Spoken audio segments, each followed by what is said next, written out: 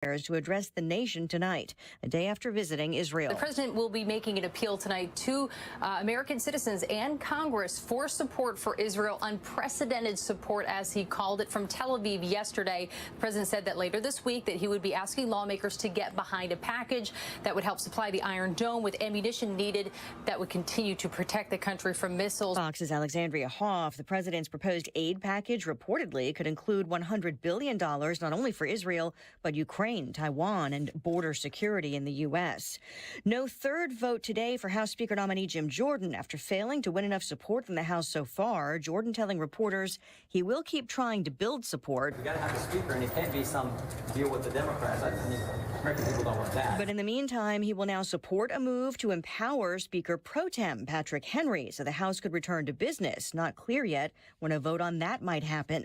One of former President Trump's attorneys pleads guilty in a Georgia election interference case. The racketeering charge against attorney Sidney Powell was dropped, and she pled to 6 misdemeanor counts of conspiracy to commit intentional interference with performance of election duties. The prosecutor in Fulton County, Georgia, asked her if she understood that as part of her plea deal, that you truthfully testify at all hearings and proceedings and trials involving the co-defendants in this matter, and that you have no communication with co-defendants, media, or witnesses until this case has been completely closed against all defendants.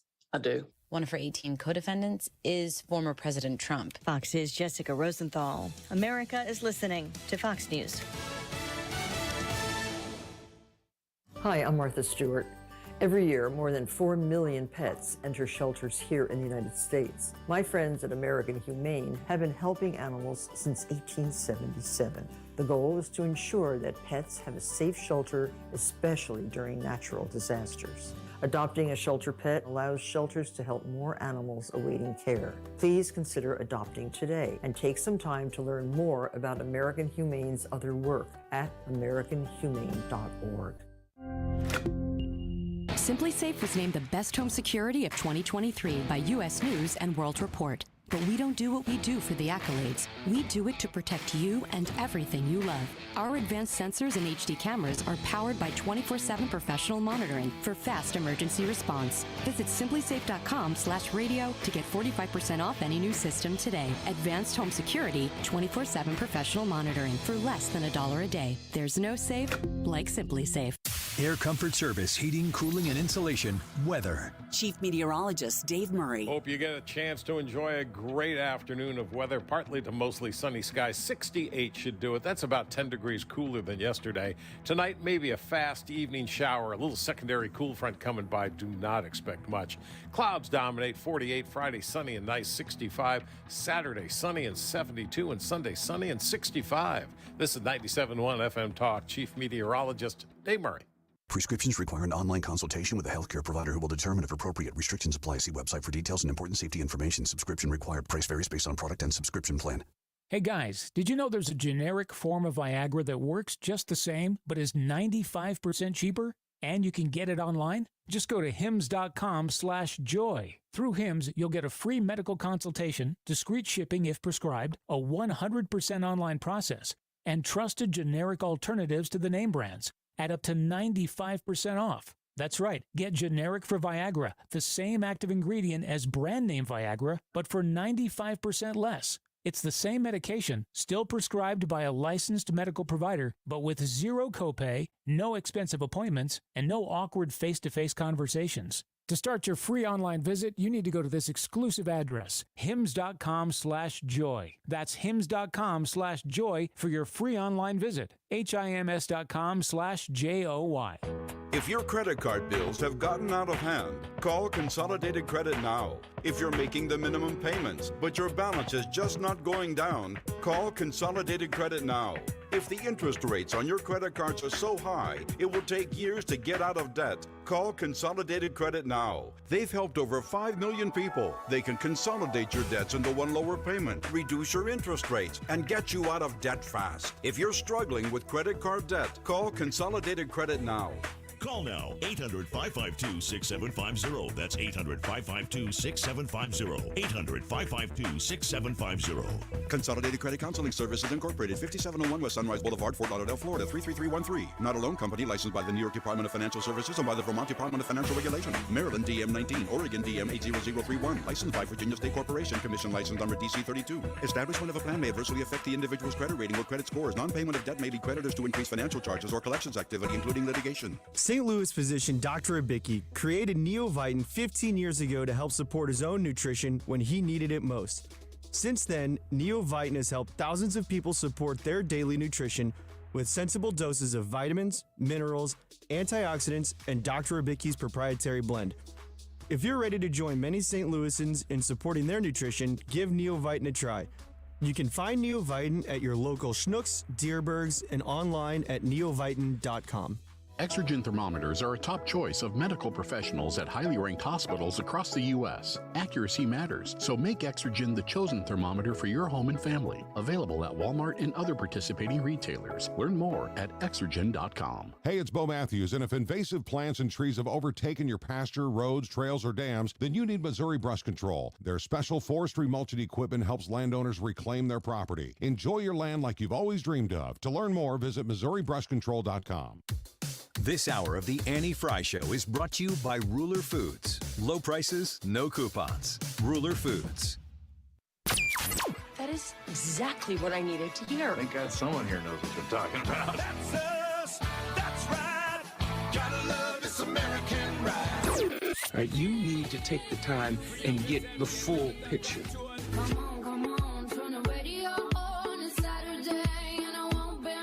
Don't get me wrong, I love the ladies. I mean, they rev my engine, but they don't belong in the newsroom.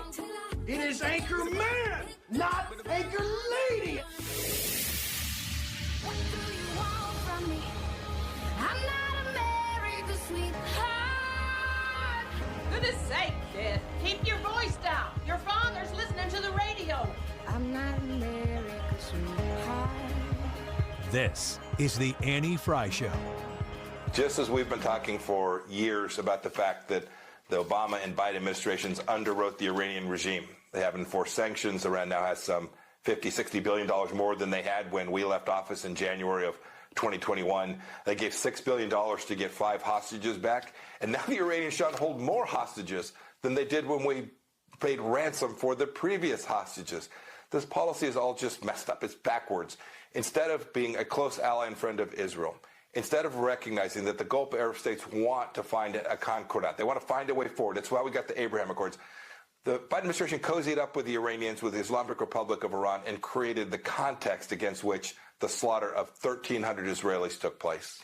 Mike Pompeo speaking about the Biden administration's positioning so far in this war, and we are now getting reports that Israel is receiving attacks from the northern border from, it appears to be Hezbollah on their border with Lebanon. So this would be a new front. A lot of speculation about the holding back of the ground war into Gaza was because they were concerned that moving into Gaza would trigger that northern front and Israel would have to fight a 2-front war. That's where we are on Thursday, October 19th. Thank you for being here with us today. Very excited about this hour specifically because Hans von Spakovsky is going to be in studio with us. He is in St. Louis and he decided to come swing by and sit in with us. Did we confirm with him that we're keeping him for 2 segments? Does he know that yet, or is this a... Well, whenever I was talking to his rep, yeah, she said that he could stay as many segments as we needed. Okay, so Mark Reardon, just step aside. Yeah. You just stay here and listen to everything Hans has to say for us. We're going to have him come in at about 12:25, and hopefully he can stay with us through the rest of the 12 o'clock hour. Ryan Wiggins is out today, but he's expected to be back tomorrow. He's just taking care of some things, so everything is good on that front. And we appreciate you spending your time with us today. So far, the latest on the Speaker of the House situation. Here's Britt Hume. Let's hear what he has to say about this. You know, it seems to me that would be an acceptable solution to any reasonable person because it's not permanent. It's just for the short-term benefit of getting the House open and allowing certain measures that most people can agree on to pass. But these hardcore Republican insurgents who turned out Kevin McCarthy from his job and now are promoting Jim Jordan. I'm not sure they'll sit still for that. Jordan's lost a vote overnight, so he was worse off than he was the other day when we talked about this. So I'm not sure they're going to be willing to go along with anything like that. We might have to suffer more of this embarrassment for some days to come. So we sit here and we wait. We don't have a vote scheduled today. There were talks that there would be convening a potential vote. It was being, discussed that it would take place today at 11 o'clock. That did not happen. And so now the discussion is, in order to continue to get about the business of the American people, about having the temporary speaker be given special powers to get business done. Just ask, at this point, do you think that empowering McHenry for a short period of time might give you more chance to win over some of those skeptical Republicans? We're looking to bring the conference together. We're going to talk about all kinds of options, I think, at the conference. So we're sitting here. We don't have a speaker. We're not even anywhere close to having a speaker, and to me, this just stinks really, really bad. I made the analogy on Twitter a little bit earlier, but Matt Gaetz feels a little bit like Thanos. You know who really believed in Thanos' plan? Thanos. You know what I mean? I don't. No, it's not that bad. That is a gross exaggeration. But right now, I'm thinking if you got to have the second half of the plan in place to go through the first half. And when we first watch Matt Gaetz go through this, we're scratching our heads and we're going, really? Is this the right place, the right time? I mean, the timeline of events, Matt Gaetz does this, war breaks out in Israel. So is that unfortunate for America in that sense? I mean, yes, it is a collateral damage issue of something incredibly horrific happening in Israel. But Matt Gaetz, you have to have a plan. And as we discussed when it first happened, if you do the right thing for the wrong reasons, is it still the right thing? And the more, we went back and forth on that. I don't know if we came up with a complete and total conclusion, but my estimation is no. If you do the right thing for the wrong reasons, it's not the right thing. I feel like if you do the right thing for the right reasons, you'll have the people behind you to support it. And it seems to me, Brad, tell me if I'm assessing this in a way that you feel is not correct. It seems to me that the biggest reason why we can't get the votes behind another person is because people are mad at Matt Gaetz. Yes, yeah. Whenever I look at who was voted for, McCarthy receives a lot of votes. There's also a lot of protest votes. Really, the only other person that, so there's, what was there yesterday, 22 votes against Jim Jordan, and of those 22 votes, only 5 of them were for Steve Scalise, who was the other possibility for a new speaker. Every other vote was a protest vote. That and people are mad. Like whenever I listen to interviews, whenever I'm cutting audio, whenever I'm pulling audio, they're mad that McCarthy was ousted in the way that he was ousted. I am not pro-McCarthy. I am also not anti-McCarthy. We have like a 4-seat window right now of votes that can be lost by Republicans. It's just too tight to do anything. Kevin McCarthy did help get those Republicans elected to push us over the minority, from the minority into the majority. Kevin McCarthy did do that. Did he make deals along the way? Yeah, he probably did. You want to have a stronger influence? Work your tail off in the next election to make sure that you get more like-minded people in the House of Representatives so that when you have the speaker vote, you can put your candidate in front and win it. Like I said on Twitter, I'm not pro-McCarthy. I'm not anti-McCarthy. I am not pro-Gaetz. I'm becoming anti-Gaetz. I don't care if Jordan's a speaker. I don't care if Scalise is a speaker. I don't care if Lee Zeldin is the speaker. Get a freaking speaker so that we can stop making this the epicenter of the news right now when this should be the Republican fighting intra-party should not be a leading story right now. It shouldn't be anywhere close to the leading story right now. Yes, that's politics, but you're not going to win anything in Washington, D.C. if you're not smarter at politics. You don't have to be as lockstep, get your marching orders and go as the Democrats are. I don't think that we need to be as, what's the opposite word of dynamic? As the Democrats. Milquetoast. Okay, whatever. I don't think we need to be like that. I think we can have lively debates. I think we can have heated discussions and strong disagreements within our party. I have no problem with any of that. But if you're going to make a big political move like Matt Gaetz did, fine, go for it. Do it. Make sure you got the support to back it up. And he just doesn't. He just doesn't. I don't know nobody else out there is going to be able to go list the other 7. You probably know Nancy Mace, and there's a reason why most of you know Nancy Mace. She went to a prayer breakfast. She was almost late, but I don't think she was. You don't know who the other 7 are. When Matt Gaetz would stand up on the House floor, when he would stand in front of cameras everywhere he goes, he's got a pool of cameras around him, and he would speak. I agreed with 100% of the things that he said. Oh, for sure. I'm not in principle in disagreement with Matt Gaetz. I don't like his methods. And I don't feel like there's a part of me that's been waiting to see. I've kind of had these feelings, this intuition that this was going to go in this direction and it was going to look like a crap show, and it does. And while I was anticipating, I'm kind of, I would say, a realist, which is what pessimists call themselves. And I was just waiting for this to unfold and be like, okay, well, that wasn't as bad as it could be. Maybe we're stronger for it. I was a big fan of the speaker, 15, 16, 17 rounds, however many it took for Kevin McCarthy. I didn't mind at all that stuff was happening out in public because it's the people's house. And we're an incredibly divided nation. That doesn't bother me.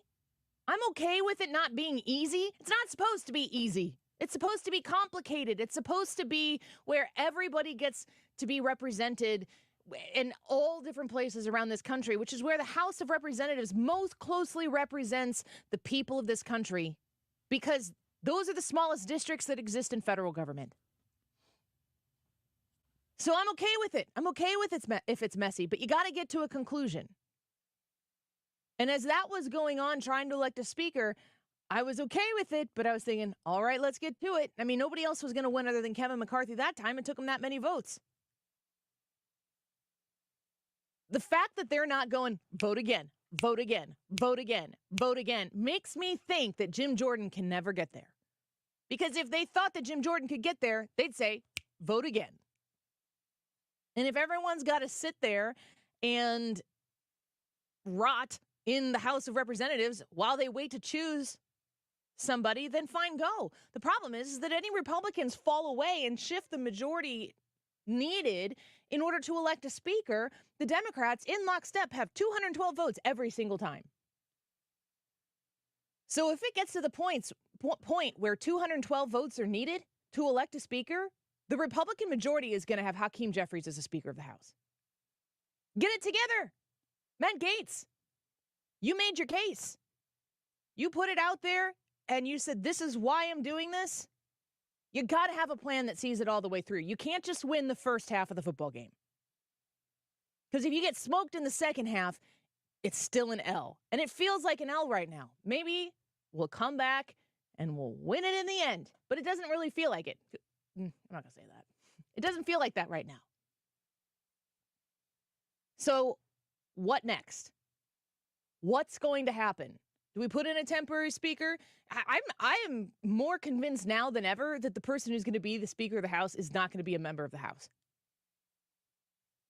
Maybe that's a good thing. Maybe in the end, this will all have a complete, total, full resolution that redirects the way we do government in the House of Representatives, and we are positioned for great success like we weren't before. We're not there right now. We need to get there. And they're going to have to figure out how to do it together. And the person on this one extreme and the other extreme, the Republican Party, get together. Get it together. I'm super tired of this. I really feel like we're watching a clock tick down right now in this country where something very impactful is going to happen and we are going to get caught completely empty-handed, completely off guard because we're jacking around doing this type of nonsense in the House of Representatives right now, playing politics.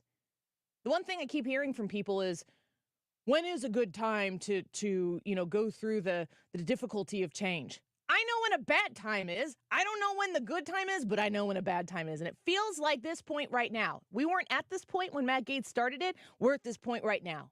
Get it together. Republicans, you look like children. Get it together. We're going to take a quick break. Hans von Spakovsky is going to come in here, and we're going to ask him what he thinks about all of this. He might be a huge Matt Gaetz fan. I don't even know. But we're going to ask him how he feels about what is going on in the House of Representatives. And constitutionally, maybe he's going to say, Annie, it's not that big a deal. The business of the people is still getting done. We don't need a Speaker of the House to get through the important things that need to get through right now. I don't know what he's going to say, but he's going to be in studio with us when we come back. Join us on the Annie-Frey YouTube channel. We're going to talk about this as well. I've been dying to ask Hans von Spakovsky this question. The YouTube live chat poll question is, who will RFK Jr.'s third-party run hurt the most? Republicans, Democrats, or both of them, because RFK Jr. is going to win? I don't believe Joe Biden's going to be on the ballot. How does that happen? How do the Democrats replace him? Hans will tell us when we come back. Don't go away.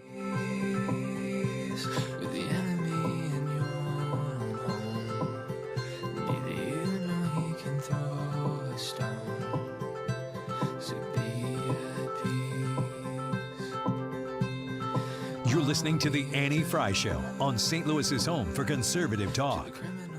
So Thomas Helbig and the Retirement Advisory Group are working every single day to make sure that the worry-free retirement that you are pursuing, that you've worked really hard for, that you deserve, is going to be there for you in reach. 314-993-9494 is a number that you can call right now to set up that appointment. Make sure that when you reach out to Thomas Helbig at the Retirement Advisory Group, you let them know where you are. You let them understand what you've worked for, what you've saved, what you've sacrificed, and where you want to go in retirement. Maybe physically, maybe monetarily, what you want to build and amass for family members. Maybe you want to spend it all and have the best time of your life. It's up to you. It's your retirement. What do you want to do? Where do you want to go? And how do you get there without the worry that not being planned and prepared can provide you? Reach out to Thomas Helbig and Bob Kershaw and Tammy Kershaw, the Retirement Advisory Group, at 314-993-9494. That's 314-993-9494. And they're going to set you up just nice. Tell them Annie Frey Show sent you. You can find them online as well by visiting them at retirementkey.com. To have a roof over your head, a nice roof over your head, is very important. That's Rick talking about his experience with Rhino Shield ceramic coating. We got Rhino Shield 18 years ago, and they're very cooperative on getting us the right paint. They were in and out and done in no time. Once it was finished, looked great. We were very happy with it. The main reason Rick called Rhino Shield is because it's backed by a 25-year transferable warranty. We've watched a lot of people get their house painted 3 or 4 times, and we haven't had to do any of it. I don't know about you guys, but I don't want to have to paint it every 5-7 years. Take a tip from Rick and put down the paintbrush and call Rhino Shield for your free evaluation. 877-25-RHINO. 877-25-RHINO. Or visit 877-25rhino.com. We got Rhino Shield 18 years ago. Financially makes sense, especially if it's going to last like this did. Still looks great. Call now. 877-25-RHINO or 877-25rhino.com. Don't paint, don't Rhino. Go Rhino Shield. Never paint your house again. Rhino Shield. The IRS definitely ramped up operations since the pandemic slowed them down, and activity only increases from here. Hi, this is Lance Drury with the Lance Drury Law Firm. If you're currently under audit or you haven't paid your taxes in the past, now's the time to call the Lance Drury Law Firm. The IRS has a published Taxpayer Bill of Rights, which says you have the right to retain legal representation, because IRS problems are legal problems, and the Lance Drury Law Firm focuses specifically on addressing IRS issues for our clients. It's all we do. We get out in front of the IRS, devise the best resolution plan, and work to make sure you're able to take advantage of every program you're qualified to receive. So before you send money to some out-of-town, high-pressure company, call the Lance Drury Law Firm. We're local, located right here in St. Louis, or visit Lance, DRURYlaw.com to schedule your free consultation with your local tax resolution law firm, the Lance Drury Law Firm, 314-238-7360. The choice of a lawyer is an important decision and should not be based solely upon advertisements. You're listening to the Annie Frey Show live from the Air Comfort Service Heating, Cooling, and Insulation Studio. Air Comfort Service is hiring licensed journeymen. Don't have a journeyman license? Air Comfort Service will help you get it. Get guaranteed hours year-round and more. Apply online at aircomfortservice.com. Renowned economist Kevin Hassett is coming to St. Louis this Tuesday. It's Mark Reardon inviting you to join me along with the National Review Institute, the Show Me Institute, and Show Me Opportunity for this free event at the World Chess Hall of Fame. Reserve your spot now at 971talk.com/events.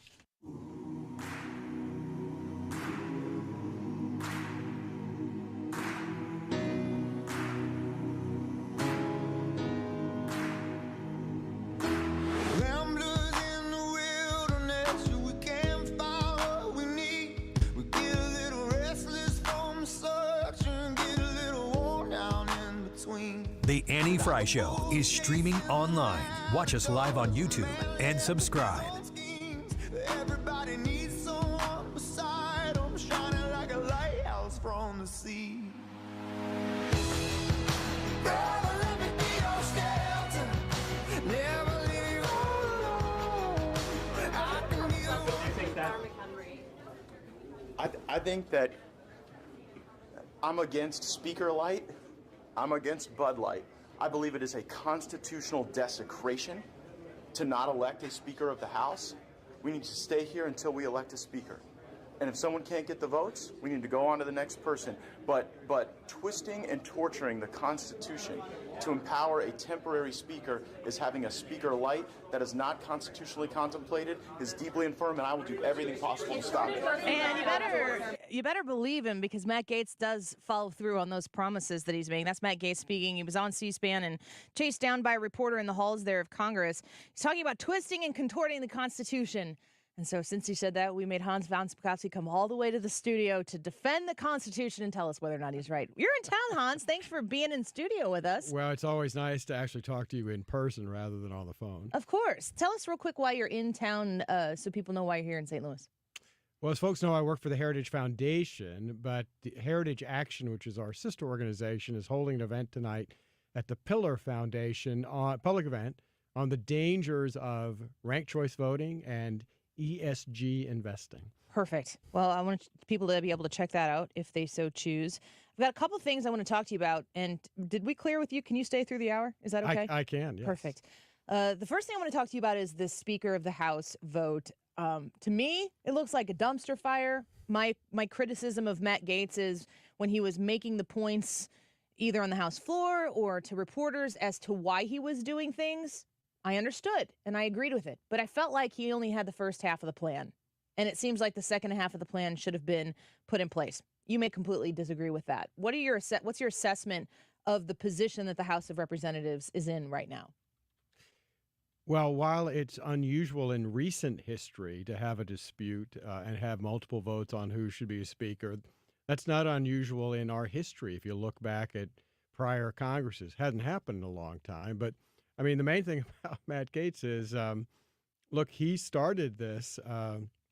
Did he have a plan for how to get a new speaker elected? And that doesn't seem to be the case. Is it? I mean, it seems to me, I was saying this in the first segment, that when Speaker McCarthy was trying to get the votes, what did he go? Is it 15 rounds or 17 rounds? I feel like it's one of them. A lot. It was a lot. It was a lot. That nobody else was going to get the votes. There was nobody who was going to challenge Kevin McCarthy at that point in time and be able to amass the number that was needed. So they just said, let's just keep voting. Let's vote again. Let's vote again.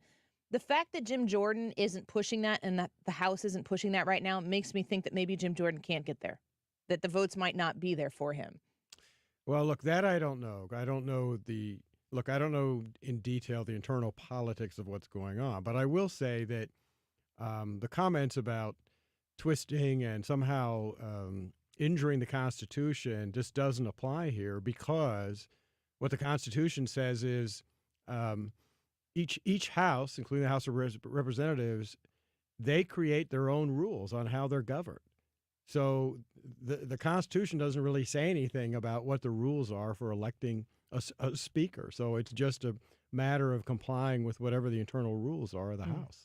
So Hans von Spakovsky is in studio with us here, senior legal fellow at the Heritage Foundation, DOJ lawyer as well. I look at the world right now. When Matt Gaetz pulled out the one Jenga piece to make the whole thing come down, Israel was not under siege. Right. The world was not on fire in the way that it is literally on fire right now. But it is now. So here we are. And the House can't do anything. And it seems to me like some of these Democrats in the House have their idle hands are causing a lot of trouble as they are protesting American support for Israel, among other things. We need to get them back to the business of getting things done. Is it detrimental right now for the House to not be functioning and in session? Well, yeah, obviously. I mean, we have a war going on in the Middle East. We have really the only real functioning democracy, a long-term ally of the United States, being attacked, and we need to present a united front to the world. Excuse me, to the world, and that includes, by the way, the extent to which Israel needs arms, funding to continue on this fight. That may be very hard to do if the House isn't functioning and can't appropriate money to aid Israel. So this is a question a lot of people have asked me on Twitter, have asked me on our live chat every day. And I want you to kind of speak to the idea that, is it possible that a Democrat could become the Speaker of the House? Well, certainly if enough Republicans defected. I mean, they only have a slight margin. I don't think that would be a good idea from the standpoint, for example, of helping Israel, because we've had so many Democrats actually support Hamas, a terrorist group, expressing support for that group. So at the moment, that might not be a very good idea. Yeah, it would be incredibly perilous. I want to talk to you about a couple of other things here, and I'm going to save the conversation with you about Joe Biden being the nominee. I don't think he is. I've been saying that have I been saying that for over a year, Brad? Or have I been saying that since really long time? Since like he got elected the first time? Well, I think you've been saying it since he said that he was going to run again. I'm like, no, he's not. Or maybe he's running. He's going to be on the ballot. There are people who think I'm very wrong on that, and I hope that I'm wrong on that because I think he's the easiest to beat. So we'll talk to Hans about that at about 12:45. But I also want to ask you about some of the legal things that have been boiling up here that aren't getting talked about much because of the war, because of the speaker vote. One of them is Sidney Powell. Today pled guilty, and here's what I know. There's a $6,000 fee that she's going to pay, which doesn't seem like a lot in these terms. She wrote a letter of apology to Georgia, I think. And I wish the Major League Baseball would do that, but I digress. And the third thing is she's going to testify against other people in this trial. What can you tell us about what happened today with Sidney Powell? But keep in mind the most important thing, no jail time, probation. And remember, the original indictment charged very serious felonies against all the defendants, including Sidney Powell. And she's getting away with a plea deal where she's pleading guilty to 6 misdemeanors and no jail time, $6,000 fine. That's I think I've told other folks this. That's a better sweetheart deal than Hunter Biden was being I think offered, it's the same lawyers. And I think what's going on here is this is a way of the prosecution buying her off, trying to get her testimony against the other defendants. Whether that testimony will help the prosecution or not, I don't think we really know. But she clearly thought, boy, this is the deal of the century, and I'm going to take it and run with it. So the Georgia case has to do that's the racketeering. That's the racketeering, and like I said, that's a really serious case. It's a totally bogus case. Mm-hmm. It's a complete abuse of the RICO statute, and the prosecutor is charging the defendants with all kinds of activities that are protected by the First Amendment. So everything we continue to hear in all of these different cases that all surround Donald Trump is that they, for the most part, seem like bogus, trumped-up charges. But the other thing that always follows that is the jurisdiction with which they're going to be tried in is incredibly unfavorable. Correct, right. To Donald Trump himself or to the people who are associated with Trump. What is the status of this Georgia case right now? Do you expect Donald Trump's going to be convicted of racketeering? Unfortunately, I think that's the case because I know Fulton County very well. I used to live there. I'm a qualified lawyer in Georgia. I've been in that courthouse, And his chances of getting a fair, unbiased jury are just about nil. A little bit better than Washington, D.C. or New York, but not much. And It's a low bar. I think you're going to get a jury that will convict him. It doesn't matter what the facts are, the laws. They're going to convict him because he's Donald Trump. That's just not justice. No, I mean, it's not. It's actually It's not. terrifying, I would think, in America for that to be the case. Yes, but you also have a very, I think, biased, unethical prosecutor here, who, by the way, whose father was a big lawyer for the Black Panthers, which I wonder how much that influenced her and what she does. But her case, no unbiased, rational prosecutor would have brought the case that she has brought. So, I've never been to court. I've never been I've never watched a trial other than what I've seen on TV. Right. I understand that there are appeals. I understand things can go all the way up to the Supreme Court. I understand that it moves at a glacial pace. So Sidney Powell pleads guilty today, gets a Hunter Biden-esque sweetheart deal of sorts. But all of these trials are going to commence. We'll focus still on Georgia. What is the timeline for this? And if you're saying that he's likely going to be convicted, I assume there are appeals. We are 383 days away right now from a presidential election. No, all these trials, some of them are for the co-defendants in Georgia, are starting immediately. The trial in Washington, D.C., the federal case brought by Jack Smith, starts in March. All of this is going to be happening, these trials, in the middle of the primary campaign season next year. So when every time you and I discuss what they're doing to Donald Trump, I think back to the first impeachment. Because the first impeachment was about, if you ask Donald Trump, a perfect phone call with a man who we know much better now than we did when the impeachment was going on, Zelensky in Ukraine. They were having a conversation over the phone. And the question was, from the Democrats in the House, Adam Schiff, among others, the question was about whether or not Donald Trump was trying to dig up dirt on a political opponent. Joe Biden was not the nominee at that point in time. But for whatever reason, the Democrats in the House, who were the ones who impeached Donald Trump, the Democrats, the cardinal sin for them was that this is an election year, and you, the president of the United States, are using your resources to try to disparage somebody who could be a challenger of yours in the next election. Yeah, that seems like nothing when you can compare that to a president using the U.S. Justice Department to indict and go after his possible opposition in next year's presidential election. I'm a pretty level-headed person. I consume stuff every day, and I take in a ton of information. And when I sit and stew on this, it makes me furious that this is just okay and happening.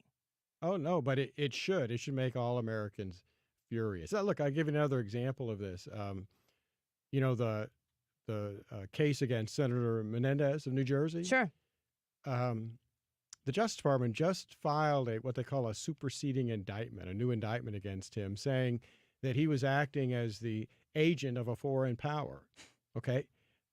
Hunter Biden, we've known that he was doing that for years, and they still have not filed an indictment against him for that. I mean, you can't compare those two and not say that the Justice Department is treating Hunter Biden as easily as they can. And why would that be? Only because he's the son of the president.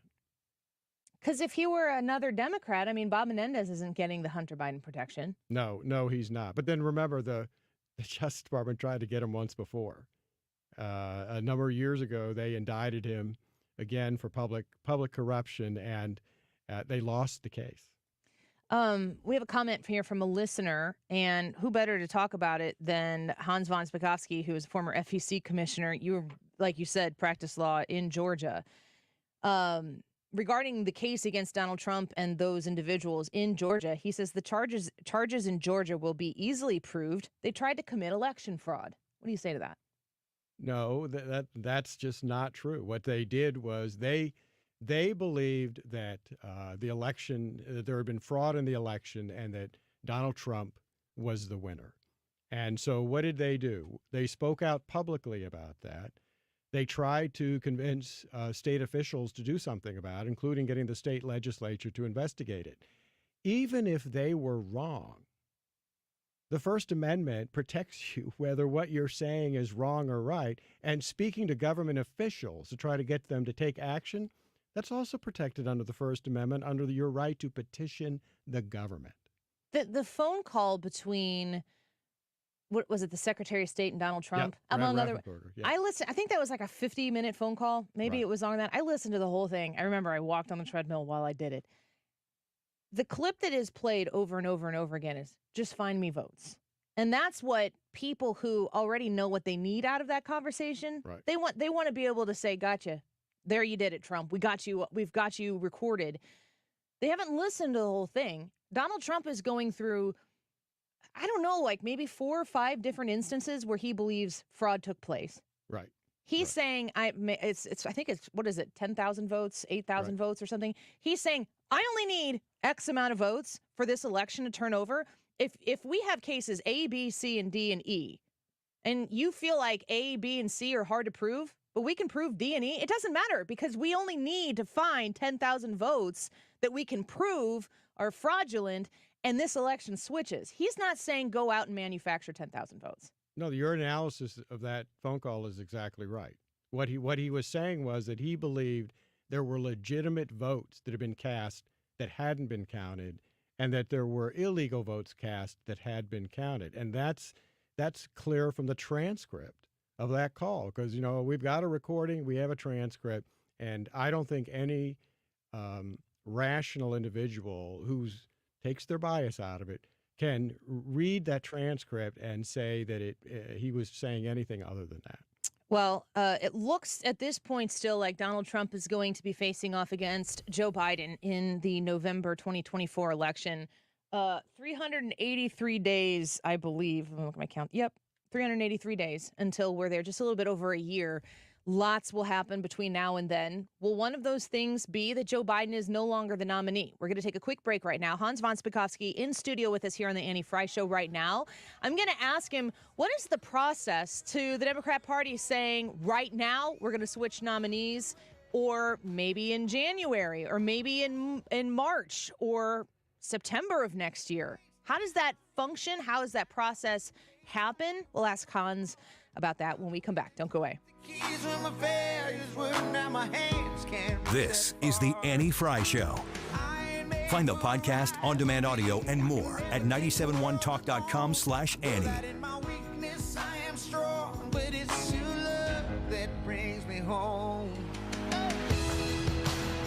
If you're looking at new windows for your house, choose wisely. Mark Cox here for my friends at Window World. You want to go with a company you can trust. Ranked #1 in the number of windows sold in the country.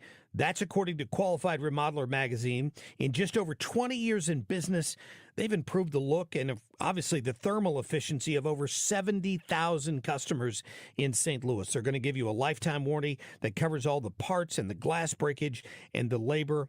It's a good product. Call them at 314-993-1800 for your free estimate. That's 314-993-1800. Window World won the Good Housekeeping Seal of Approval. That's not easy.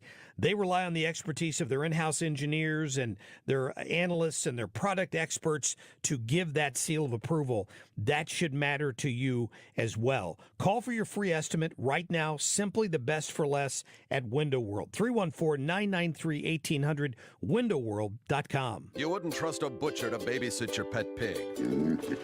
You wouldn't trust a lumberjack to repair your antiques. Or a professional wrestler to be your massage therapist.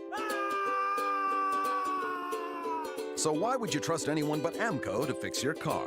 For over 50 years, we've been the trusted experts in transmission repair. AMCO offers easy payment plan options for most any credit situation, so you can fix it fast and pay it off slow at AMCO. AA MCO. I can see clearly now thanks to the doctors at Ophthalmology Associates. Doctors Greg Birdie, Ranjan Malhotra, Robert Brusati, Andy Royer, and introducing Samuel Berry. You can too. Call 314-966-5000 or check out youridoc.com. That's youridoc.com.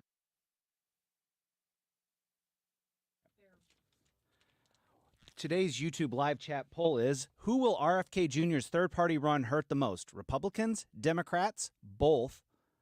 RFK Jr. wins.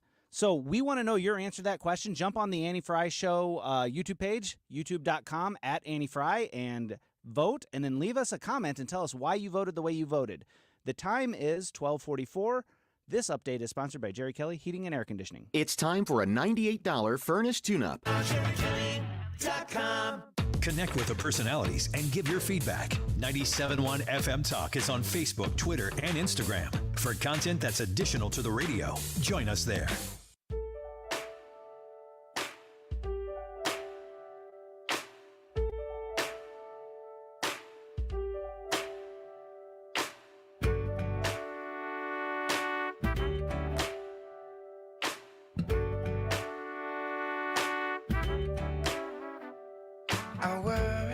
I weigh 3 times my body. I worry, I throw my fear around. But this morning, there's a calm I can't explain. The rock candy's melted, only diamonds now remain. Welcome back to the Annie Frey Show. Thanks for being with us on a Thursday afternoon here in St. Louis. We've got Hans von Spakovsky in studio with us. It's a pleasure to be able to speak to him about all of these pressing issues. Come say hi on the YouTube live chat and vote in today's YouTube live chat poll. So I've been saying, Hans, for a very long time, Joe Biden's not going to be the nominee. He's not going to be it. He's not going to be it. He's not going to be it. There are a lot of different reasons why that could materialize, but I don't think it's going to happen. Do you think it's going to happen? I don't know the answer to that. I mean, that's really yes. Look. That's an answer. Look, that's a political question for Democrats, Mm-hmm. and for them to not have an incumbent president run for office. I'm not sure that's hardly ever happened in American history. So let's say for whatever particular reason, Joe Biden doesn't continue to run for the race. Maybe he resigns. He says, you know what, I'm going to pass the baton to Kamala or to somebody else or whatever.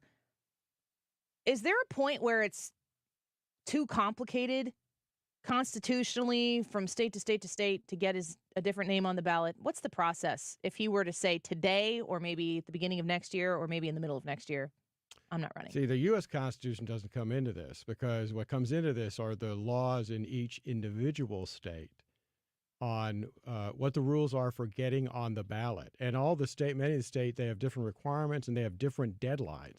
So frankly, like I said, it's going to be a matter of what are the deadlines in all of the different states. And remember, that's complicated by the fact that we have this huge primary schedule with some states going very early, some going in the summer, some going late. So it's all going to depend on the individual rules in each state. So to get on the ballot, that happens before the primary or the caucus, correct? Correct. So if we'll just take Missouri for an example, because that's where we are right now. If the deadline passes, let's say the deadline passes to get on the ballot, and after that, Joe Biden says, you know what, I'm going to pardon Hunter Biden and resign. That's one of the options that's out there. And he decides to take his hat out of the race for president. And the party says, all right, Kamala Harris, you're going to be the nominee if that's how they so choose, whatever. Does that mean that you can only vote for Kamala Harris in Missouri by writing her in? Again, it depends on the rules in the states. Almost every state and all the political parties have rules for what happens if after their candidate has gotten qualified, if he or she resigns or dies or whatever, how to come up with a replacement. I remember a specific instance some years ago in Maryland when the individual who had been nominated by the Democratic Party to be their congressional candidate was discovered to have engaged in election fraud. She pleaded guilty. Mm-hmm. And what they did is they used their internal rules. The party committee was able to designate a replacement for her. And that's how they handled that particular problem. And so then on the ballot, that name would be printed.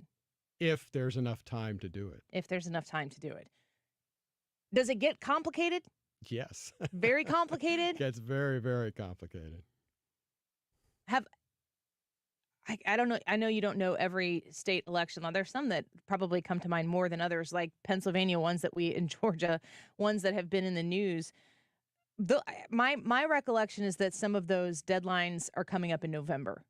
And the deadlines have gotten, the deadlines have changed because of the fact. I mean, they've lengthened out because so many states have imposed early voting and lengthy times before Election Day to be able to vote by absentee ballot. So your time to get qualified as a candidate used to be a lot closer to Election Day, and now it's been stretched out to much longer periods before Election Day.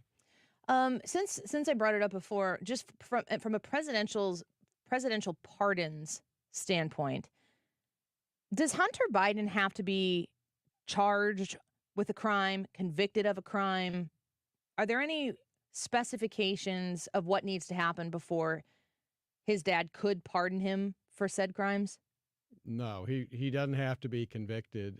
A president has the ability to issue a pardon for any particular crimes, for example, that have any violations of federal law, let's say through the date of the pardon, which would give him a blanket immunity. You don't have to wait for somebody to be convicted before you can pardon him. Can he pardon himself?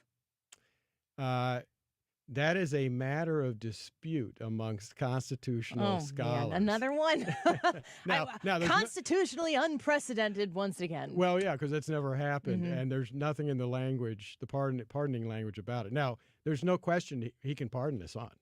I mean, that's not an issue. But whether the president can pardon himself, that's a question. Keep in mind that when a president issues a pardon, it only applies to federal crimes. It does not apply to state crimes. Which is where the Georgia case is a state crime, correct? Exactly. So Donald Trump could be sitting in state prison, unable to do anything about it as the president of the United States. Yeah, although keep in mind from a constitutional standpoint, he could be convicted. He could be in prison. But if he's elected as president, neither the conviction nor being in prison would prevent him from being president. Would it prevent him from being a free man? Well, yeah, potentially so, but it wouldn't prevent him from being president. The only way he could be removed as president, even if he's sitting in jail, is if Congress voted to impeach him. And so if he would have Secret Service protection in prison, right? Yeah. I know we're laughing about this, it's so bizarre. It is. The whole thing is just so unprecedented. Can Governor Kemp pardon him for that? Yes. Crime? Well, no. Actually, he can't, because in Georgia, unlike a lot of other states, the governor does not have pardon power. There's a state pardons and parole board, and they are the ones that have the ability to do that. Man. So here's a question I have about Donald Trump and his participation. This is a political question with a lawyer perspective that I'd like to get from you, which is Donald Trump has said, for good reason, you look at his polling is doing very well, that he doesn't need to participate in these debates, that the primary is over, he's the nominee. Okay, people can believe that or not believe that. I personally believe if the primary were over, he'd stop spending millions and millions of dollars against Ron DeSantis, but they are still doing that, so it must not be completely over. I wonder if there is any amount of legal advice being given to the Trump campaign about the possibility of him being on a debate stage, potentially especially with Chris Christie, a man who hates him, a man who is a prosecutor. If Donald Trump were on a stage, would there be questions and shots fired back and forth where Donald Trump would have to choose to answer the question or not answer the question, but if he answers it, potentially implicate himself in one of the many different trials that he is facing? Yeah, that is a problem. The other problem he's got is the unprecedented gag order that was recently issued by the, I had to say this again, but very biased federal judge in the D.C. case. And that has strictly limited him. I think it has done so in an unconstitutional manner. I think it violates the First Amendment. What was particularly interesting in that case, by the way, was the judge said that, well, the fact that he was a presidential candidate did not give him a right to vilify government officials he was being a who were meanie. just doing their job. Well, that shows that she should have flunked constitutional law in law school because, in fact, the whole purpose of the First Amendment was so that people could criticize the government and government officials, and he's got every right to vilify the judge, the prosecutor, to question their motives, their bias, and their credibility. And the fact that she doesn't understand that tells you what a bad judge she is.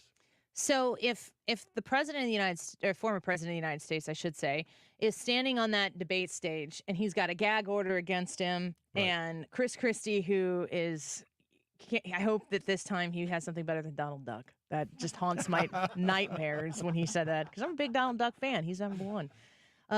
Chris Christie is just chomping at the bit to take Donald Trump down, and he's smart. He's a very smart legal person.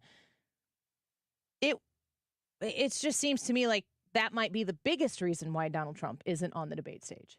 Yeah, it could be, because if he says something that this bad judge in Washington thinks violates her gag order, he could then she could hold him in contempt. We only got a couple minutes left here. Hans von Spakovsky speaking with us in studio here on the Annie Frey Show. I want to give you an opportunity to talk about the plan that Heritage Foundation has in place.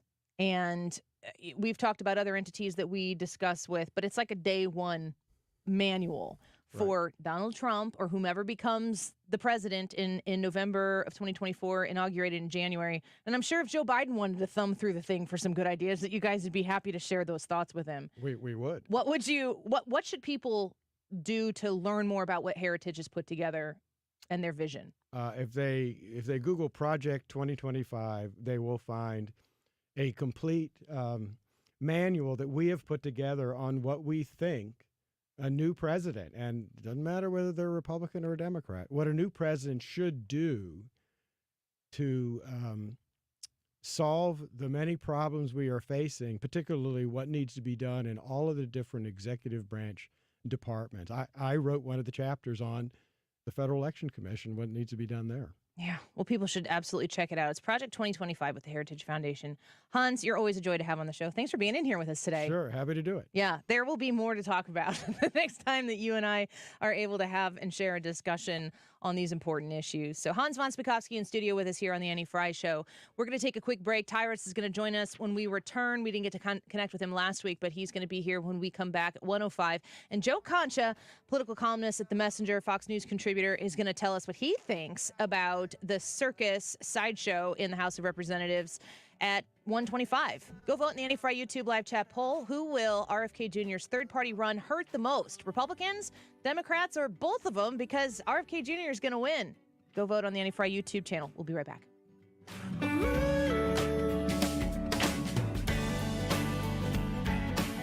And I will wait to find.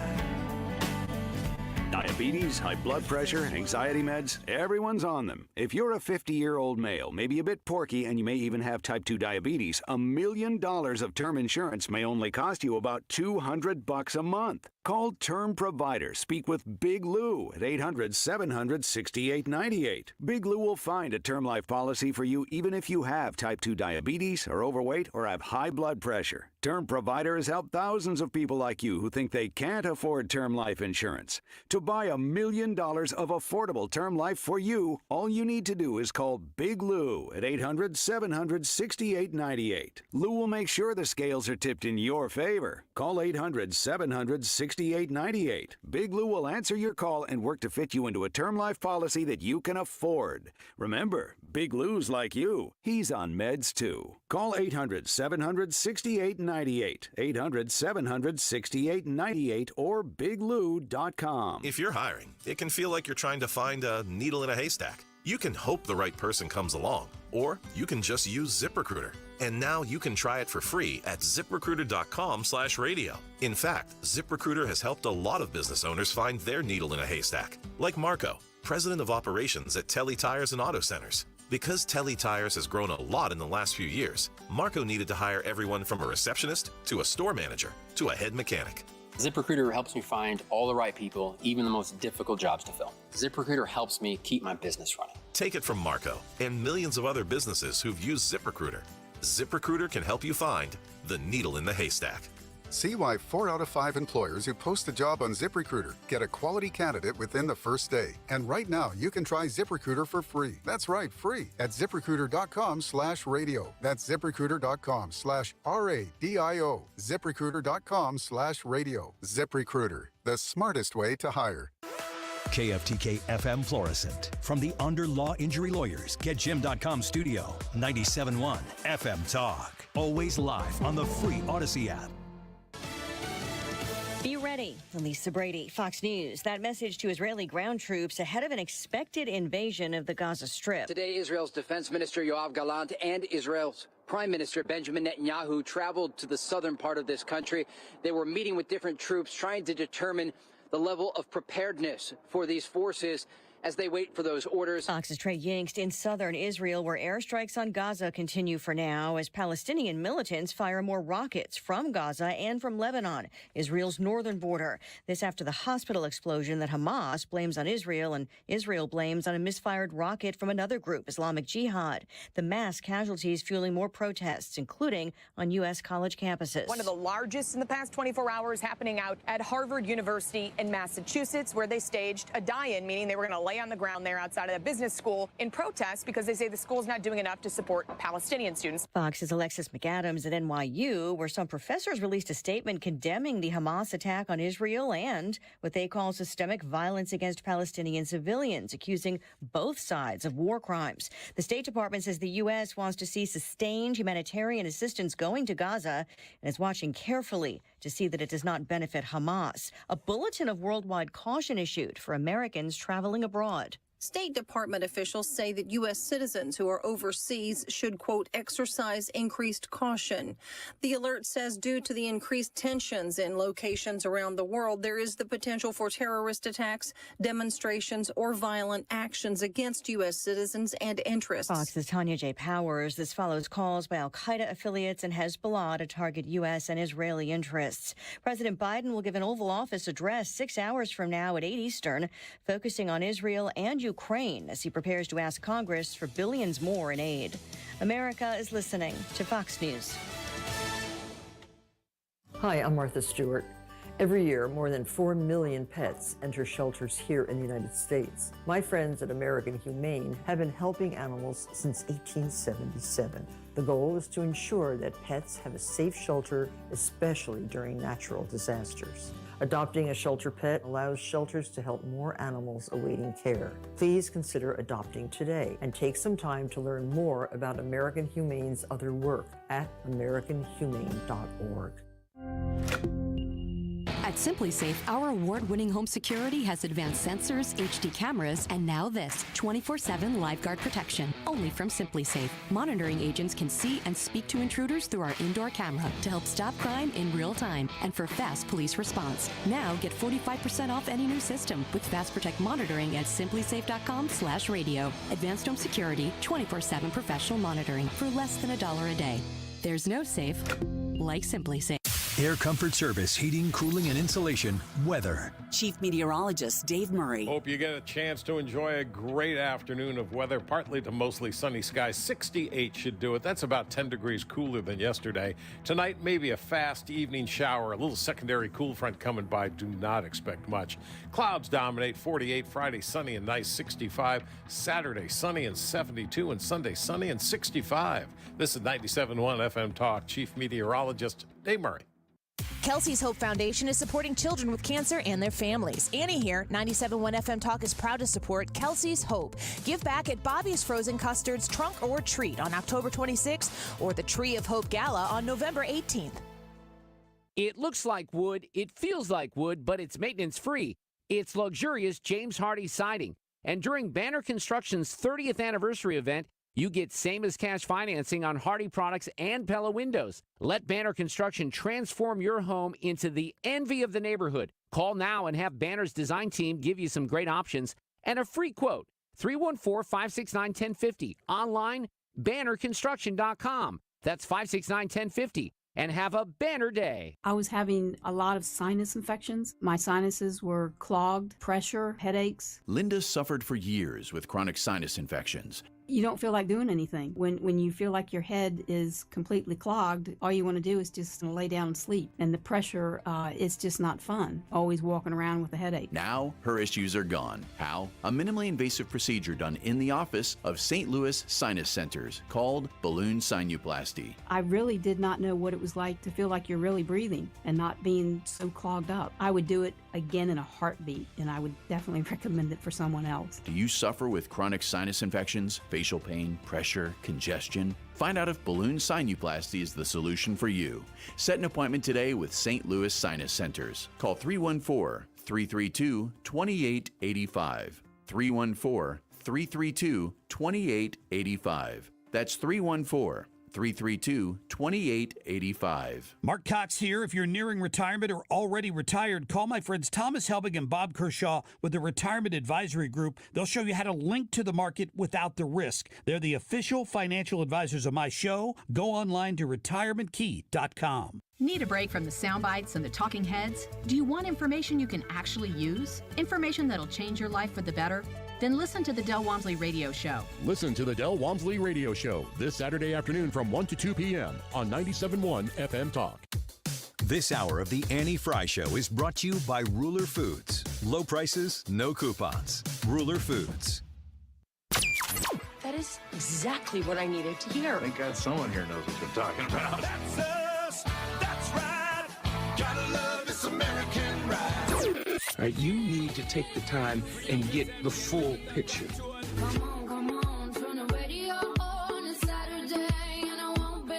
Don't get me wrong, I love the ladies. I mean, they rev my engine, but they don't belong in the newsroom. It is Anchor Man, not Anchor Lady. What do you want from me? I'm not America's sweetheart. Goodness sake, kid. Keep your voice down. Your father's listening to the radio. I'm not America's sweetheart. This is the Annie Frey Show. But do you think that? I think that I'm against Speaker Light. I'm against Bud Light. I believe it is a constitutional desecration to not elect a Speaker of the House. We need to stay here until we elect a Speaker. And if someone can't get the votes, we need to go on to the next person. But twisting and torturing the Constitution to empower a temporary Speaker is having a Speaker Light that is not constitutionally contemplated, is deeply infirm, and I will do everything possible to stop it. You know what we haven't talked about in a long time? Bud Light. You know what Bud Light is doing right now? They're going, hey! No, they're not. We've been laying low. They are back in the news. Oh. Matt Gaetz talked about you. God dang it. We were so close. I said Bud Light should shut the whole brand down. Rip Bud Light, and then they should come back with force in some really awesome Bud Light kind of way for the Super Bowl. Yeah. Which, gosh, these are all things. Like, I don't watch the Super Bowl anymore. I don't watch the NFL anymore. If I ever say anything about that on Twitter, they're like, oh, what? Because of your politics? Blah, blah. I'm like, no, Stan Kroenke sucks. Yeah, I feel big that. one. And it doesn't have anything to do with politics. I actually really love the NFL. It was really important to me. And Stan Kroenke sucks. And so that's why I don't watch the NFL. I'm the same. I'm the same with that. Everybody's like, oh, because no. I hated them before it was cool to hate them. Yeah, because we got screwed. They hosed us really bad and saying, like, I know that we rag on St. Louis a lot, but that ragging on St. Louis comes from a genuine love of the city. And I feel like whenever somebody says something about my city, like Kroenke was saying, like, I was there when the Greatest Show on Turf was doing Greatest Show on Turf things. Yeah. This city shows out for their team. This city showed out when they sucked. Yeah. And it was on purpose. Like the Cleveland Indians. They don't even exist anymore. you think about Matt Gaetz saying there that Matt Gaetz is being very principled about this? He says this is contorting and twisting the Constitution. Man, everything that he says it just feels like my bad. Like everything he says, he has been saying since then is like, yeah, let's go, Steve Scalise. Yeah, let's go, Jim Jordan. Hey, no, let's not do the McHenry thing. Let's get a real speaker in here. It's a very I kind of regret doing this. I really, maybe this is what happened, but you had 8 Republicans and then 212 Democrats voting to oust McCarthy. I don't think Gaetz actually wanted to shoot McCarthy down. I think he just wanted to fire a shot across his bow, and then the Democrats are like, yeah, we'll vote for you. And he goes, oh, no! Kevin McCarthy did tweet it, bring it on, or something like that. And Matt Gaetz, like I said yesterday, said it's already been brought in, and then he took it to the House floor, and then he kicked him out, and then it was like a now what thing. I wonder if Matt Gaetz would know that we would be on the front porch of World War III the next week after his actions, that we wouldn't be able to have a speaker, that there's no speaker that looks like they're going to show themselves and bring the whole world together in perfect harmony, that if we would be at this point right now, would he still have gone through it? I would like to know his answer to that question, because I hope he would say no. I would have waited. They look childish. They look like a circus, and we sit here and wait. Let's ask our friend Tyrus what he thinks about it. You're becoming like my most stable relationship. Enough said. He is a Fox News contributor. You see him on Gutfeld. He's a co-host of the Tyrus and Tim podcast, and he's an author. His book, Enough Said, is available for pre-order right now. He does it all. And he also comes on the Annie Frey Show, and we appreciate that. Tyrus, welcome back. Good to have you. Always a pleasure. How are you? I'm angry. I'm really annoyed by Matt Gaetz and what he started here. I kind of listened to Matt Gaetz talk about why he was doing things, and he made things make sense. But to me, I said this earlier, it feels like he had a really great game plan for the first half, and he doesn't even know what to do in the second half. No, well, it's the Republican Party in a nutshell. This is why we get our ass kicked when it comes time for voting. We have great deeds, but we have no charisma. We make no sense. We infight constantly. You know, the Democrats make us look stupid. Hakeem has got every vote every time. So, yeah, you had a plan, but that's the thing. You had a plan, but it's not a plan. You don't have a finish. You know what I mean? If you don't have an end game. And you knew that Jim Jordan is considered, and I like Jim Jordan, but you know, he's considered a little bit more super right. So, and McCarthy was more in the middle. So, and he was having a hard time getting votes. He had 12, 15 votes. Mm-hmm. This is, fortunately, the Republican Party is like, we're all spoiled. They just come off as spoiled brats. Oh, if it's not my guy, and every time he goes up, he's going to get one less vote. Who does that? That's like something like your ex-girlfriend would do to you if she was like in charge of writing you about your yearbook. Like every time it gets rewritten, there's something worse, more about you. It's like, this is embarrassing. We look stupid. We look unorganized. I don't even know what is so attractive about the speaker position that is being pursued or taken away. I don't care. I don't care if it's Kevin McCarthy or not. I don't care if it's Jim Jordan or not. I don't care if it's Scalise or not. I don't care if it's Lee Zeldin or not. I don't care if it's Tyrus or not. Well, you could get some stuff done up in there. Just get somebody. What is the speaker's role in this right now that is more important for the initial 8 or for the current 20 or 22 that has to hold up the whole stinking thing? But here's the optics of it. Okay, so let's say in the next 5 days, I'm being positive here, but they do get a House Speaker in. Even the dumbest Democrats going to be able to run on that. They're so unorganized. They're so self-serving that they couldn't. It took them, a month to get a guy in there, and then they picked a guy that nobody really liked. Is this who you want in charge of your government? They can't even handle decisions among themselves. How are they supposed to help their people? I mean, this is easy to run on. We nonstop. The big red wave. No, the Supreme Court decided to mess with abortion right before the elections. The Republican Party is just we're starting to look like Dr. Evil, where we have great plans to fix the world, but we always seem to play our hand before we get to the card table. And now we're the laughing stock. And as luck would have it, we're having 2 wars break out, or 1 war ongoing, 1 war breaking out, chance for it to even expand and get bigger. And who is not prepared? Now, you can make fun of the president for his weird speeches and don't, but we can't even do anything because we can't even pick someone to lead the group. I mean, so we have no standing. We cannot, and no one on the Republican Party can really say anything disparaging about Democrats right now and the president right now, because look at our backyard, look at our house right now. Our stuff's not in order, and we have to be. And I hate to say this, but the Republican Party has to be error-free. You can't have self-inflicted wounds. Yeah. You just can't. We're already outnumbered. You have to convince people that the conservative way is better for everybody, but when they can't even get into seeing the positive sides of conservatism and to be a Republican and to focus on capitalism and having your own energy, we just look unorganized, and we end up looking, the worst of us are the ones on camera. So, yeah, Gates, you did it. You got together with a bunch of Democrats and you took out the Republican Party leader of the House. So the one body of government that we control is out of control. And your whole thing you run on is that the Democrats are out of control. So now what? Now what, genius? Yeah, so much. Tyrus joining us right now. Go get his book on pre-order right now, Nuff Said, and I'm sure it's going to be a great read. I'm looking forward to reading it. Can I switch asking you something? Can we forget about politics and war right now? Can I ask you about something completely different? Please do. Did you see who won number 92 on the Australia's Hottest 100 Women by Maxim? Have you seen this story? No. Being a married man, I would not look at things like that. It's, counterproductive to me having a nice weekend. That is A, the correct answer. And B, you're going to see it because it's in the news.